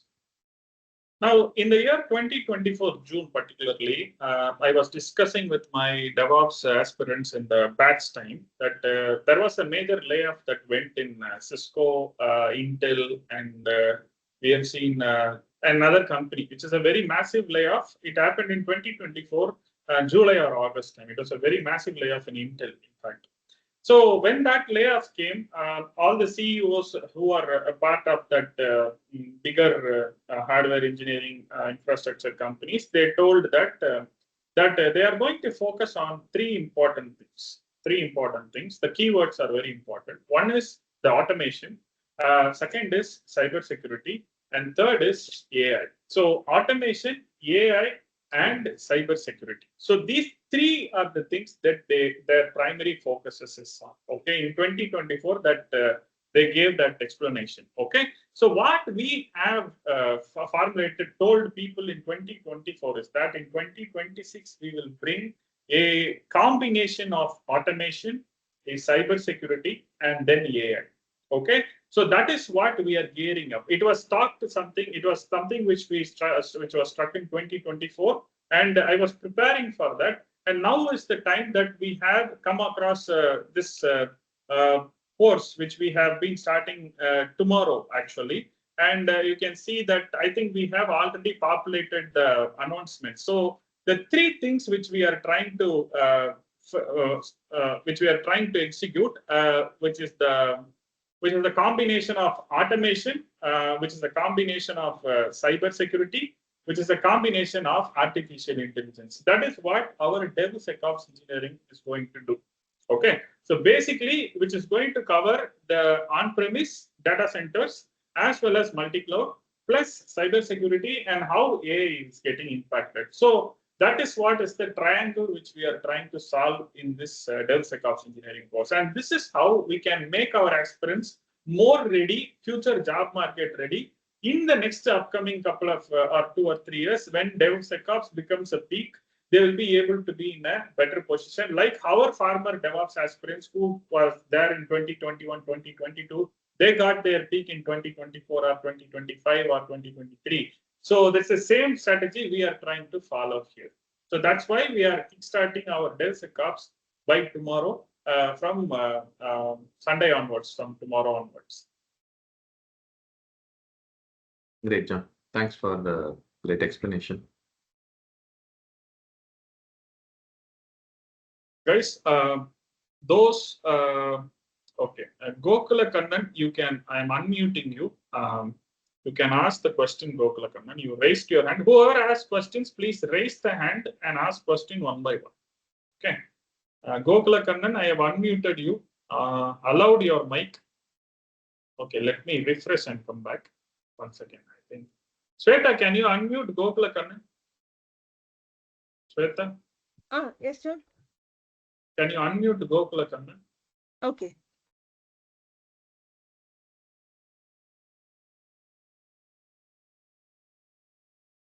Because I need to reload. Gokula Kannan, you are unmuted. Can you? Yeah. Yeah, you can unmute and ask Gokula Kannan. Yeah. Thanks, John. Thanks for the wonderful session. Actually, it was you have thrown a very good light for everyone. And actually, my question is, you said it's full of SCP-ng hypervisor, right? Yeah. And my first question is, without operating system, everything will be in bare metal, that is hypervisor. High level concept on without operating system and hypervisor, one. And another question is top vulnerability softwares, okay, that in the market now. Okay. So I want to know the top vulnerability softwares. Yes, yes. Okay. So that part we can't say because even I can't also say because every single software, as I told, the popular software, the Kubernetes API server, just now we executed that, and I showed some vulnerability in the beginning itself, CVE.org. So every single software package library that we generally use may contain something. Okay, so we can't say top like that. We can't give names. But generally, whatever toolings that you use in the organization, in the entire IT supply chain, whether from automation point of view or running workloads, full stack workloads, data engineering, every angle, we have to check what each and every tools are doing, how we can find those vulnerabilities in the CVE.org. And some vulnerabilities are not yet found. Okay, so that also will be hidden. That will be revealed in maybe down the lane. We may find some vulnerability. So it's very good, important. So it's not like finding the vulnerabilities. We have to slightly go and upgrade our infrastructure as soon as possible, because every 3 months or every 6 months, we have to do general auditing and we have to upgrade the packages, continuously test, continuously integrate, continuously deliver the application software stack. So that is the best practice. So that is the answer for the question number 2. And the first question is bare metal hypervisor, in the sense, you see here, there are hypervisors like VMware's ESXi, and we are using the Zen, which is a Citrix Zen, which is originally the hypervisor that powered Amazon EC2. And this is a Citrix Zen project. Okay, so when I say hypervisor software stack, it is something which it is not like a general operating system. Okay, what comes inside this XCP-ng hypervisor software stack is it contains a KVM. It contains a KVM module, and it contains the virtualization kit, and then it contains the Linux kernel. So these three are the major ingredients, and it tries to build the kernel VMs inside this server. Okay, so we can't treat it like it contains lots of tools, but we cannot treat it like a normalistic operating system. So it will be directly flashed into the metal, and we have to integrate it with the console. We have a control panel for that called Zen Orchestra, which is a control panel. And through the Zen Orchestra, we connect to this through the network, and we say create VM, like how you do in the Amazon EC2. It's the same way we try to launch virtual machines. Oh, that's Okay, great. Yeah, that's great. On top of KVM, virtual kick, then Linux kernel, then Zen orchestration. KVM, Linux kernel, and virtualization toolkit. Okay. So it's a, when I say hypervisor, it's a combination of all these things. Okay. Okay. Thank you, John. Okay. Danish Faridhi, you can, Shweta, can you unlock Danish Faridhi's mic? Okay, John. Okay.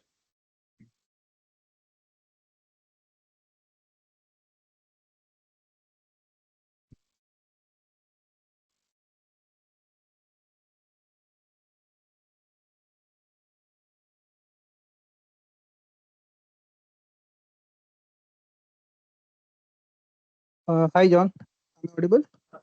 Yeah, I'm able to hear. So regarding this DevSecOps course, I have a couple of questions. So first is first question is like, so it's do you cover SIEM integration in this with the DevSecOps in this course, or Yeah. like components mapping and threat modeling? No, what we are trying to do is we have SIEM monitoring. You'll be able to see my screen, I think. So we have SIEM monitoring, intrusion detection, and anomaly detection in the phase number 13. So our entire training course is basically composed of 14 phases totally. Okay, each and every phases are not completely security oriented. Some phases are DevOps, typical DevOps related things. Some phases are security related things. Okay. So in the phase number 13, we will be seeing the security information and event monitoring management thing using Grafana, ELK, and Prometheus with telemetry data. So that is the phase number 13. We are going to see it in the phase number 13.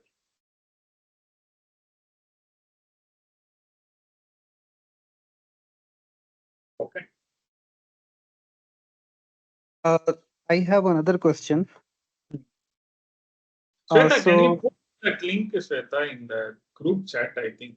Yeah, I myself did. Wait, Yes, John. posting it because I.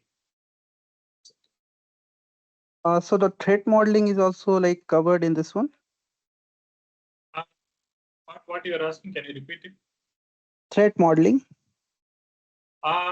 We simulate DDoS related things. Okay, you can see what we try to do is we help people to wait. I think one place we have mentioned that.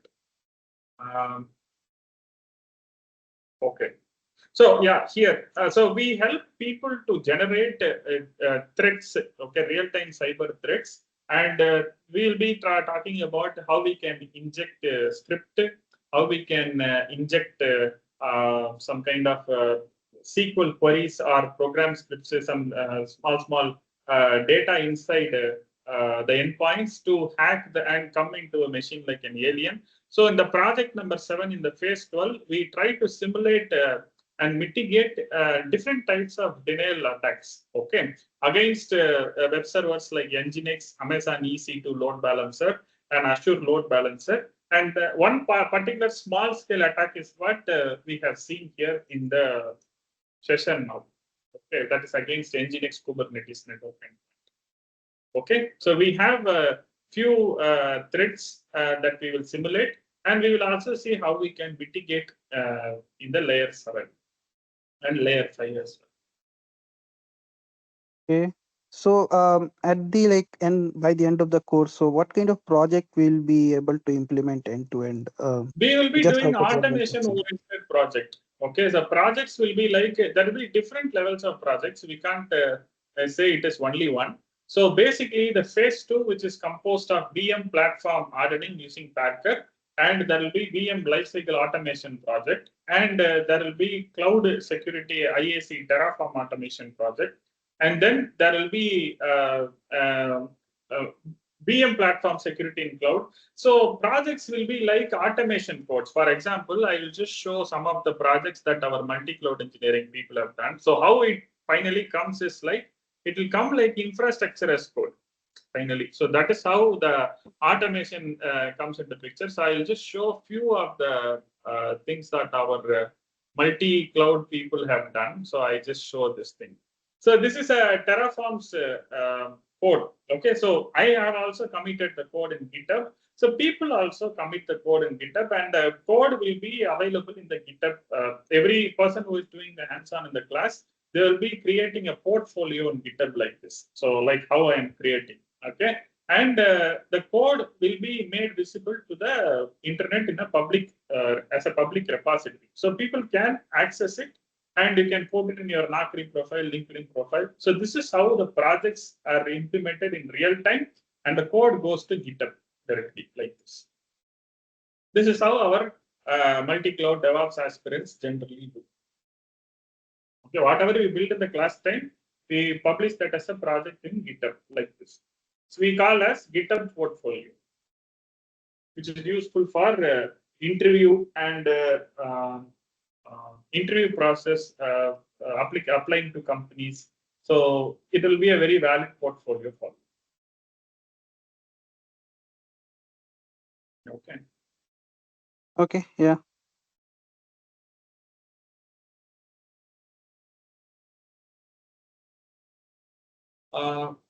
Shweta, can you unlock Santosh?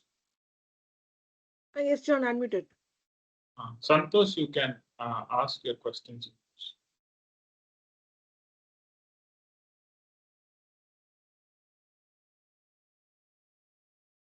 Santosh, you can ask your question. You are unmuted.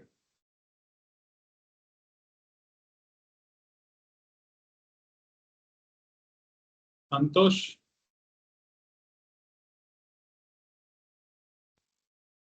Hello. Yeah, Santosh, able to hear.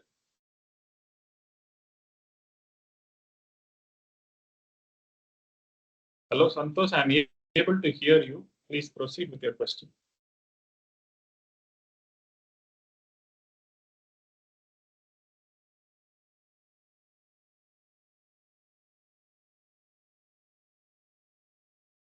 Okay, unlock Venki. Okay, John. Okay. Venki, you can unmute and ask question.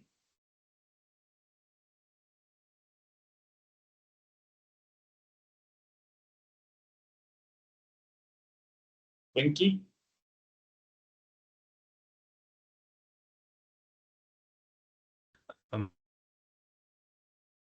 Yeah, I'm able to hear you. Please unmute and speak, Venki.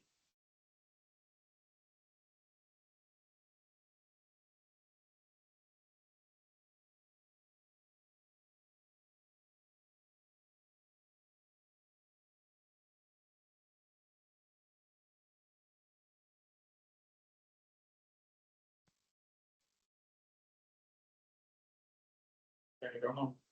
John, Santosh, am I audible? Yeah, now able to hear.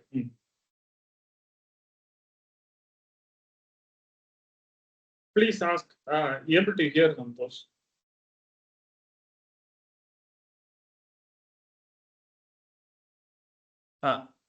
John, can you hear me? I was asking. Able to hear. So, what kind of personal projects would you recommend for aspirants aiming at the DevSecOps in roles in AI? Basically, AI is a kind of a context. We don't need to say AI based.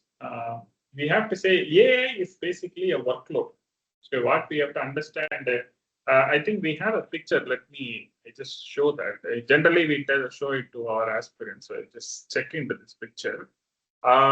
Normally, how we should see as a DevOps engineer or a cloud engineer or an infrastructure-oriented engineering role, how we have to see through is we have to sorry.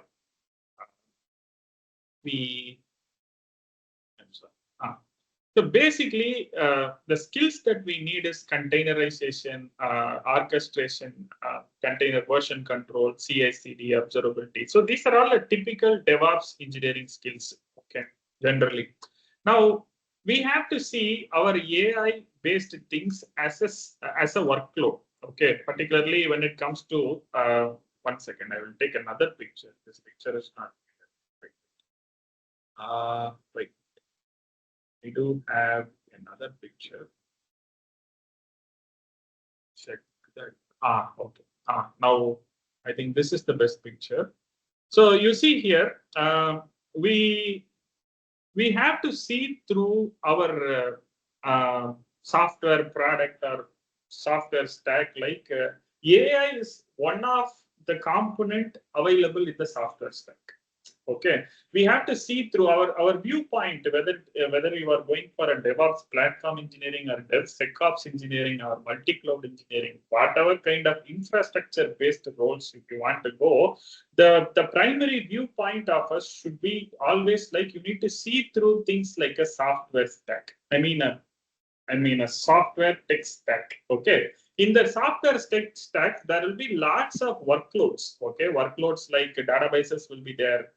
Data engineering, big data workloads will be there. Data science related machine learning workloads will be there. Specifically, generative AI-based workloads will be there. So AI in the context of infrastructure engineering, DevOps, DevSecOps, platform, it has to be a workload. That is the context in which we have to see through AI. Okay, it's not like AI-based or something like that. Of course, there is a concept called agentic AI, which will help you to run through certain automations on behalf like a human-like experience it can provide. But that is different. What we are talking about in the infrastructure part is AI language models are a workload for us in a software stack. That's how we have to view as a DevSecOps or DevOps or platform or cloud engineer. Okay, so this should be the viewpoint. Sure, John. Thank you. My second question is, how can students use this as a foundation so we can contribute to open source AI tools, and in future we can build a GitHub profile that may attract recruiters. What's your point? What's your take, John? So what we generally do naturally, okay, SloopStash is basically a heavily open source committed company. So if you see here, our open source projects are generally available in GitHub. We do develop lots of toolings. If you see here, this is our SloopStash GitHub organization account profile. And you can see here, we develop lots of infrastructure-based toolkits like the Packer, Docker, Chef, Ansible kind of things. And we develop lots of software stacks and full stacks, many AI-based stacks, data engineering-based stacks, observability-based stacks like this. And so what we tell people is, if you want to become attractive, if you want to have an attractive profile at the end of the day, at some way or the other way, we have to go and contribute in the open source. Okay, so we tell people, if you see here in this initiative, there are lots of people here. Not all the people belong to the SloopStash full-time employment. Okay, so most people is for almost 3, 4, or 5 people only is belonging to the SloopStash, but the other peoples are the peoples whom we train. They are aspirants, for example. Okay, they come to learn some technology here like DevOps, multi-cloud or something. So they participate in our open source initiative and they contribute to our own software stacks. For example, let me say this AI RAG application. When I am doing the code commits, but there was another guy who helped me in doing this. His name is Eliezer. Okay, so he built the first level of this RAG application that we have just now demonstrated in this UI, right? So this one that was first base code is written by him. So you see people who come, if they are willing and wanted to connect with us, if they want to put it in their own portfolio also, they can go and put it. Okay, so that also I showed some time back with this portfolio. So you develop, if you want to develop something related to AI-based things and or any other based things, you just develop and put it in the GitHub, your personal account, and make it personal. And this is in my personal account, my personal, and you can use it for your interviews and profile building sake. Okay, so we allow people to be a part of our SloopStash team. For example, that is what we generally call as this workforce development program. What we do in the training is generally a natural workforce development program initiative. What WDP means, they work with us, they come here. If you see here, these machine alignments, and if you see here the hypervisor deployments and all was taken care by a person called Ganesh. Okay, he is our 2025 February batch candidate. Okay, so this is how we bring people inside. So those people really know what is this hypervisor, what is this, that, how a workload runs inside this. So that and all they very clearly know. So that is how they add weight to their profile and become an attractive one. So these are all the organic way of doing. Yeah, thank you, John. It was a very good detailed explanation. Thank you for that one. And the third question is, what kind of advice would you give future aspiration on staying motivated? So in my organization, we are hearing about a lot of scaling which needs to be done for the data. So there are a lot of challenges usually in the scaling side. So what kind of advice would you like to give for aspirants like me to scaling systems in team environments? So scaling, for example, we can take a rack system if we want to scale. How can so you can give some advice like scaling? You can see it in three angles. One is your infrastructure angle, which is where we have the VMs, containers, hardware, real hardware, networking, storage, compute. That one, operating system tuning. That is infrastructure. And the other thing is tuning your applications. When we say generative AI applications, you say RAG applications, right? So basically, it's a piece of a code that device developers have done. So we have to tune our Python app, our Node.js application, our vector databases, our language models has to be fine-tuned. So we need to throw adequate GPUs, hardware behind that. So this is a second level, okay? And there is a third level that is purely data-oriented side. Okay, how we are modeling the data, we are storing inside, whether we are storing it in a proper way or whether it is, whether we are unnecessarily having a schema-less architecture in a place where we need to go for a very schema-driven architectures. So there are lots of factors involved. So basically, you can see it in three angles. One is the data engineering angle, where we have to be very cautious in designing and modeling the schemas and all that.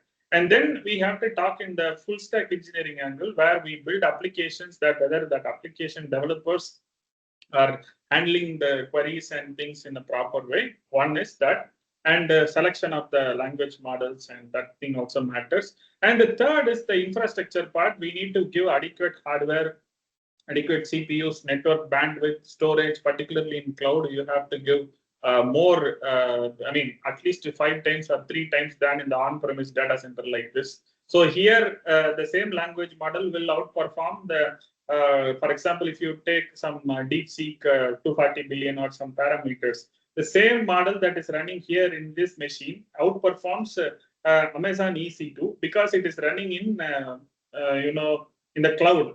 Okay, that's a different story. Okay, running in your own metal, that's a real performance difference there. And if you go for Amazon EKS cluster, and there if you run that kind of a model in a container, then there will be another level of performance degradation that will be. So you see, different infrastructures offer different performances, operating system tuning, network stack tuning. So everything is a part. So infrastructure, data, and application, all these layers has to be tuned so that it takes time. It takes time. Yeah. Understood your point. And the final question is like I was going through the Inceptus, the link which you shared. insect test labs. It was really fascinating to see all kinds of developments. And when I'm clicking on download full PDF syllabus button, I think that is the only thing which it was not working for me. So maybe it may be under work. So maybe work in progress. Yeah, we are developing the site actually. Okay. So we are just doing some templating and all that. That is under development. So even SloopStash site is also some 60-70% only done. We are developing the sites. Okay, John. Okay, thank you very much.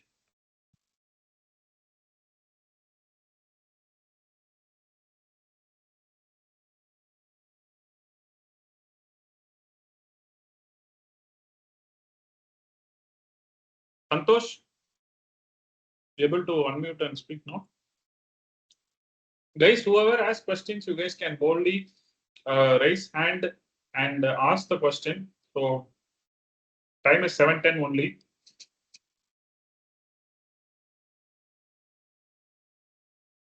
Shweta, can you unmute Prasanna?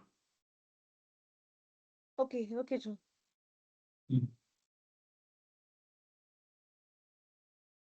Hello, John. Hi, this is Prasanna. So, good evening.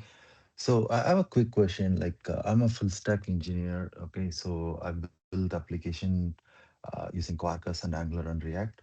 So, I often see some certain components being flagged as vulnerabilities from SonarQube and Sonar type reports with respect to certain specific versions.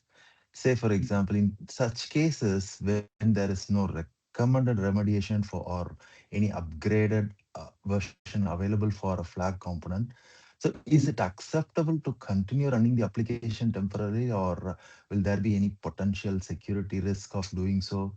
And so, like, how do DevSecOps team typically access and mitigate these kind of governance scenarios? Now, sometime back, sometime I got the point. Sometime back, I showed that we have almost how much 338 vulnerabilities in this generative AI language model runner image. Okay, so not in this world, no company in this world, I have to say, including Google or Amazon or Facebook or Meta or whatever it is, no company in this world can say that we have zero vulnerable infrastructure, we have zero vulnerable software workloads running. So no one can say that. First, we have to keep that in mind, because we can, I mean, most of the security, because many people code, many people build things, so many human interactions happens. Okay, so there is no point in way that in DevOps engineering there is a golden saying called "there is no zero downtime." Okay, when Google goes down, Amazon AWS has gone down 14-hour outage couple of months back. So no one can claim that our infrastructure is our service is zero downtime. Okay, so similarly in security also, no one can say we have zero CVEs. Okay, so there will be CVEs. So what is the best thing that we can do? We can't keep on updating. That is even for a bigger company, say for very big product companies, innovative companies, they can't keep on updating the versions and versions, because at some point in time, some versions will break. You can't you said React.js, right? Angular.js. You can't just like that upgrade from one Angular.js to another, and some functionalities may break. So no one in the world can afford to do. So the best thing to do in that scenario is you have to secure the penetration layer. Okay, what is the penetration layer for an attacker or any cyber attack or whatever it is? What is the penetration layer? The penetration layer is not actually the software that you are exposing. The penetration layer is basically the network endpoint or the entry point, what we call as the entry point to your production infrastructure. Okay, so you see here, this is the classical picture of, secure architecture of Amazon VPC. When you are designing it in Amazon VPC, for our multi-cloud aspirants, we generally tell these kinds of things. So that's a part of our aspirants learning. So the traffic generally enters into your infrastructure through a layer 7 load balancer most of the time, 90% of the time. Okay. In that scenario, what we have to generally do is we have to protect this load balancer and trace the logs that is coming here and mitigate all the security vulnerabilities here itself. Okay. So legitimate traffic, most of the time, the legitimate traffic only has to flow through the internal app servers, whether it is containers or whatever it is. Okay, applications, databases, and whatever it is. So the mitigation or the blocking must happen here. Okay, in the layer 7 load balancer level. So this is the network design. So you have to stop. This is the penetration point for any organization, including GitHub.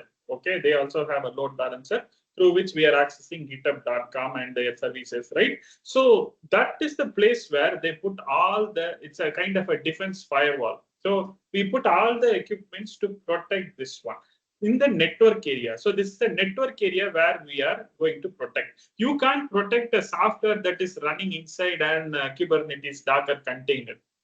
Okay, if you want to change that, you have to keep on updating every month or every week or every day almost. That is nowhere possible for companies. If you change like that, obviously your product stack will crack. Things will not work, features will not work. Okay, so better you don't allow any alien to come and settle down in your servers by blocking it and protecting here. This is where is the most crucial point. So securing the network boundary or the perimeter is the very wise idea than upgrading the software and keep on upgrading. That is not going to work for all the organizations. Got you. Yeah. So as a developer, like we'll be more focusing only on what type of issue it is, a bug or a vulnerability or a code smell, or what is the severity and which falls under what security category. Even we protect the application layer using any identity provider or all those things, but protecting from the network layer, it makes sense. Yeah, network is the only boundary. It's like you have a very big gated community you build, right, your apartment system. So there will be a kind of a gate and there will be some security over the gate. So through which every vehicle has to be monitored and cameras will be there. So only through that, the person has to go to that huge apartment stories and all that. Okay, apart from that, you can't get in. Okay, so if you lose security on that perimeter, that is the network. Okay, and then anyone can come in.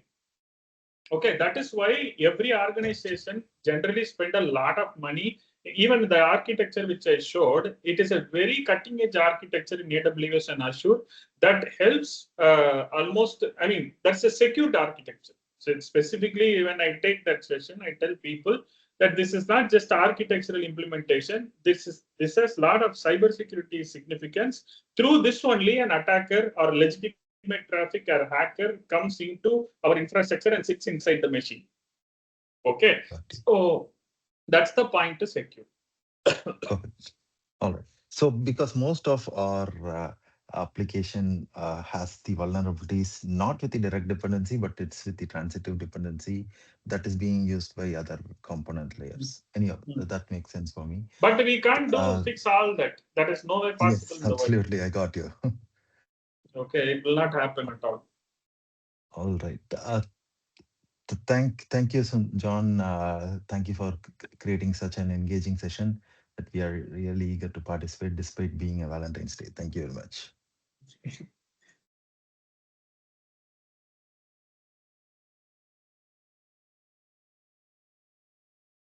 John, Santosh asked a question in the chat because he's having a mic issues. Okay. Okay, my chat didn't get update because it's Team sign in. I need to re-sign in to get that. Can someone read the question?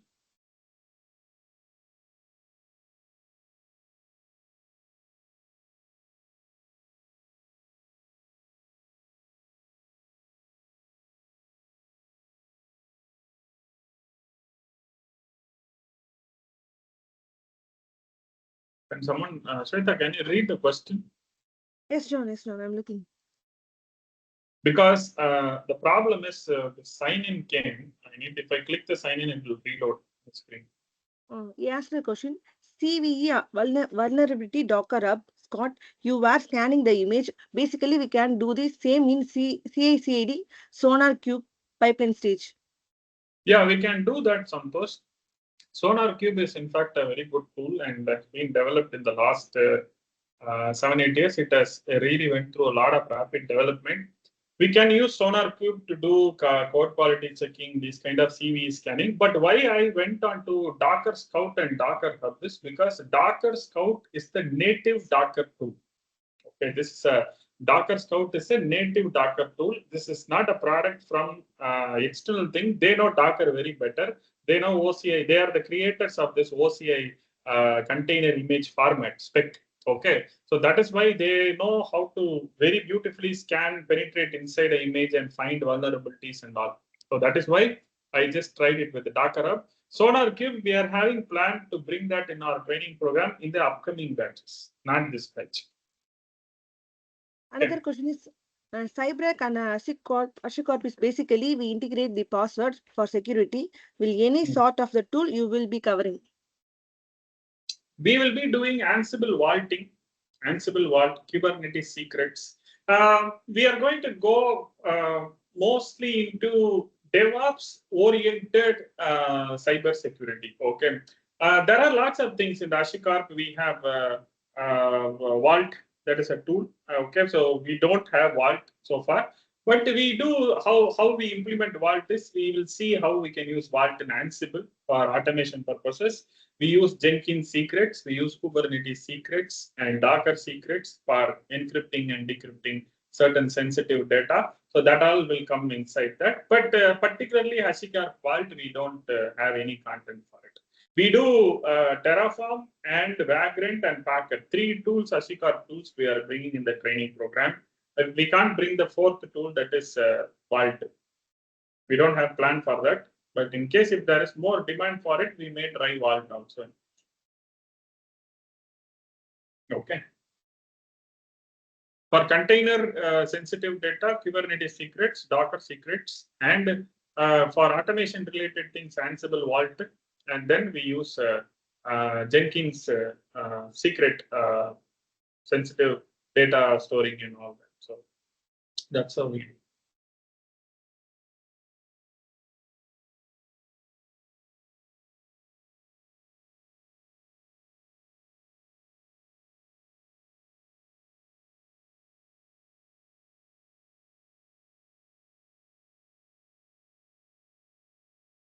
Okay, guys. So you guys have no questions. Please leave a comment in the WhatsApp group on how the session was. I think the time is 7:22. So time scheduled for the workshop is 2.5 hours. If you want to ask more questions, you can unmute, raise hands and ask. But if you don't have questions, I think we can slowly drop the call. Do let us know your comments on how the session is. And John, also, John, yeah. John, one more question. Vector DB, you stored all the data in Vector DB, right? When you show the demo. Yeah. Something about Vector DB. Vector DB is a database, which is like we see Redis is a key value database store. DynamoDB is a NoSQL. MySQL is a SQL engine.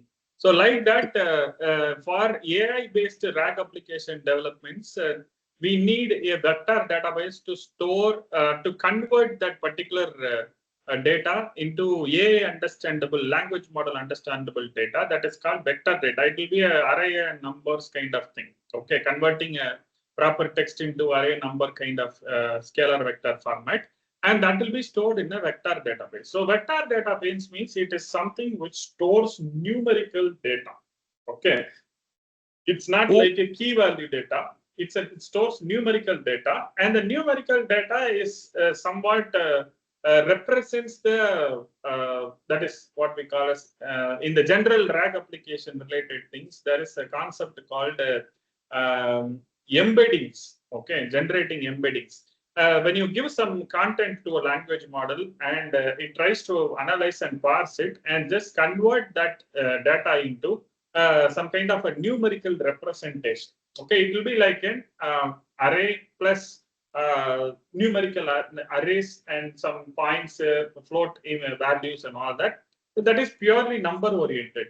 That is what is generally stored in the vector database. We use ChromaDB, that is a popular vector database. There are other vector databases also, even including MongoDB has announced a vector database. Elasticsearch is bringing vector database store. So that's vector database is mostly for RAG application implementation. These days it is being used. We use Chroma vector database. Okay. Who will maintain this DevSecOps engineers? Okay, that is basically the organization standpoint of view. Organizations generally build a team. Okay, so I don't say who maintains them. It comes under the infrastructure division part. So generally we have DevOps, we have SRE platform, we have cloud, like that DevSecOps. So all these are infrastructure oriented team. So infrastructure management has to take care of that, it seems. I'm not completely into that. Okay. Management layer. Okay, so that is something which is outside of my scope. Okay. Thank you. Thank you very much.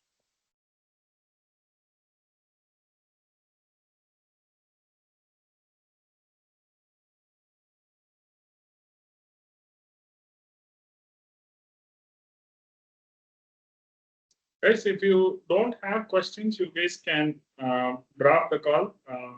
If you have questions, you can ask.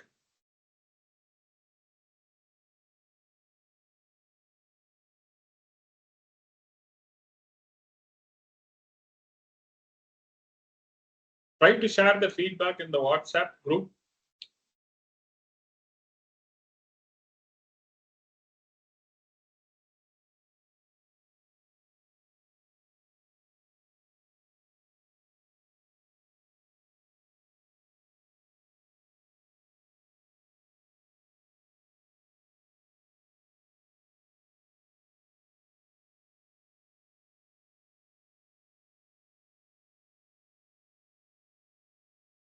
Suresh Babu, what is your question? Shweta, can you unmute Suresh Babu? Okay, Jonas.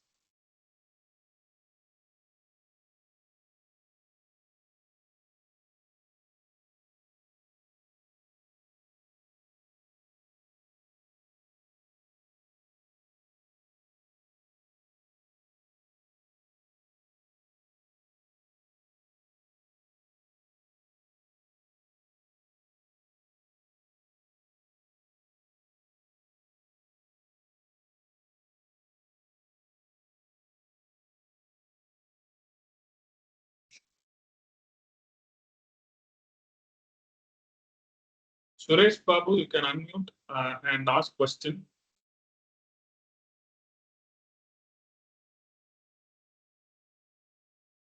Suresh Babu.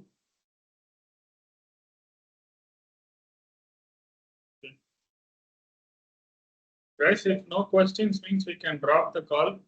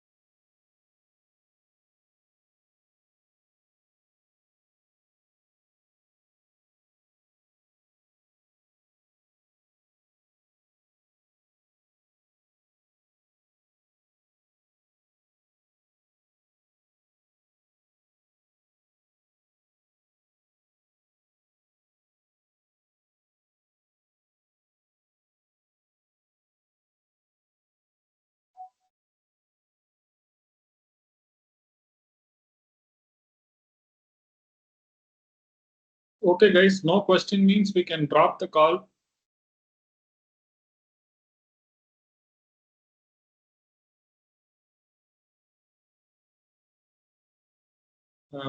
Can you, Raj, can you unmute? Yes, John, unmuted. Raj, you can ask the question, whatever you have.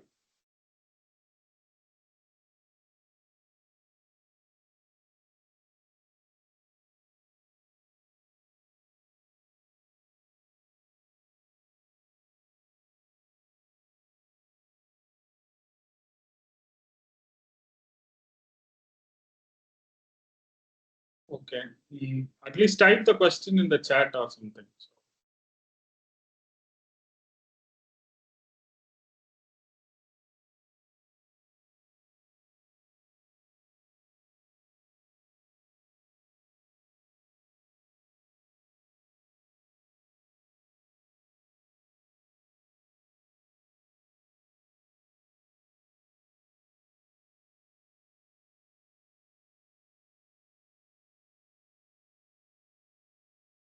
Shweta, அவன் என்ன question போட்டிருக்காங்க? John, இன்னும் போடல John, இப்பதான் போட்டுட்டு இருக்காங்க, type பண்ணிட்டு இருக்காங்க. Okay.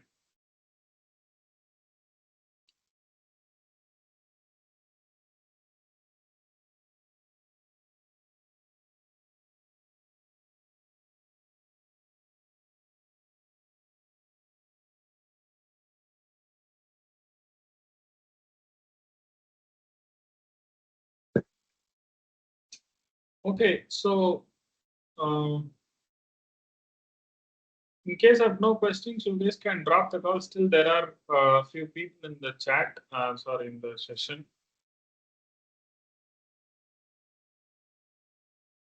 No questions means can drop.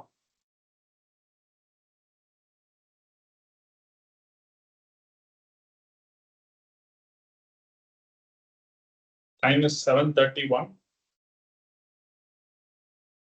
Kindly drop if no questions.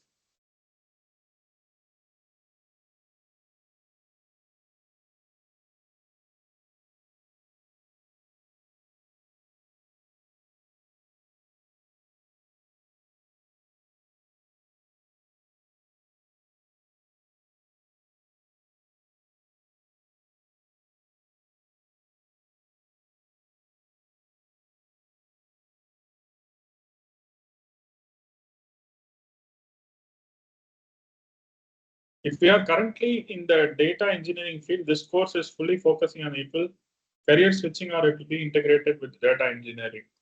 So many modules that we deploy inside the containers, you said that, Raj, I'm answering to your question.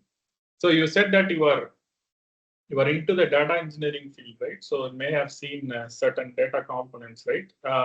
So those components we try to first automate and run it inside the container infrastructure, like Docker, Kubernetes, and all. So that's a part of our session.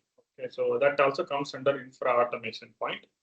And then we will see how we can implement that security practices inside that. Okay, so what I'm trying to say is, if you already have been into data engineering and you have seen things, the same things is what you will be able to see in this course, but not showing how we can write a ETL pipeline or like that. We are not going to go to that. We're going to see how we can implement a Spark cluster, for example, in Kubernetes containers, or Kafka cluster in Kubernetes, or those kinds of things is what we're going to see. Okay. So that is how this is. You can, as a data engineering candidate, you can go to the next level by understanding the infrastructure that is lying beneath that data engineering services. Okay.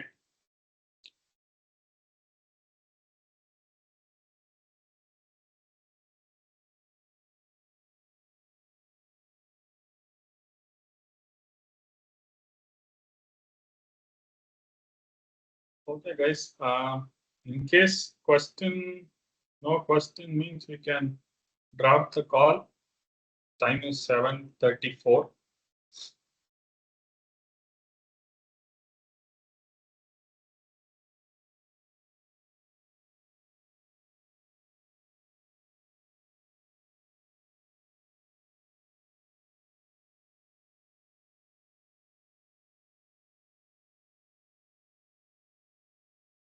Shweta, I think we can remove the people, Shweta. அவங்கள okay, people remove பண்ணிடலாம். okay. Remove கொடுத்தீங்கன்னா everybody can use. I can't remove because I need to sign in back. Okay. So I'm stopping the recording. So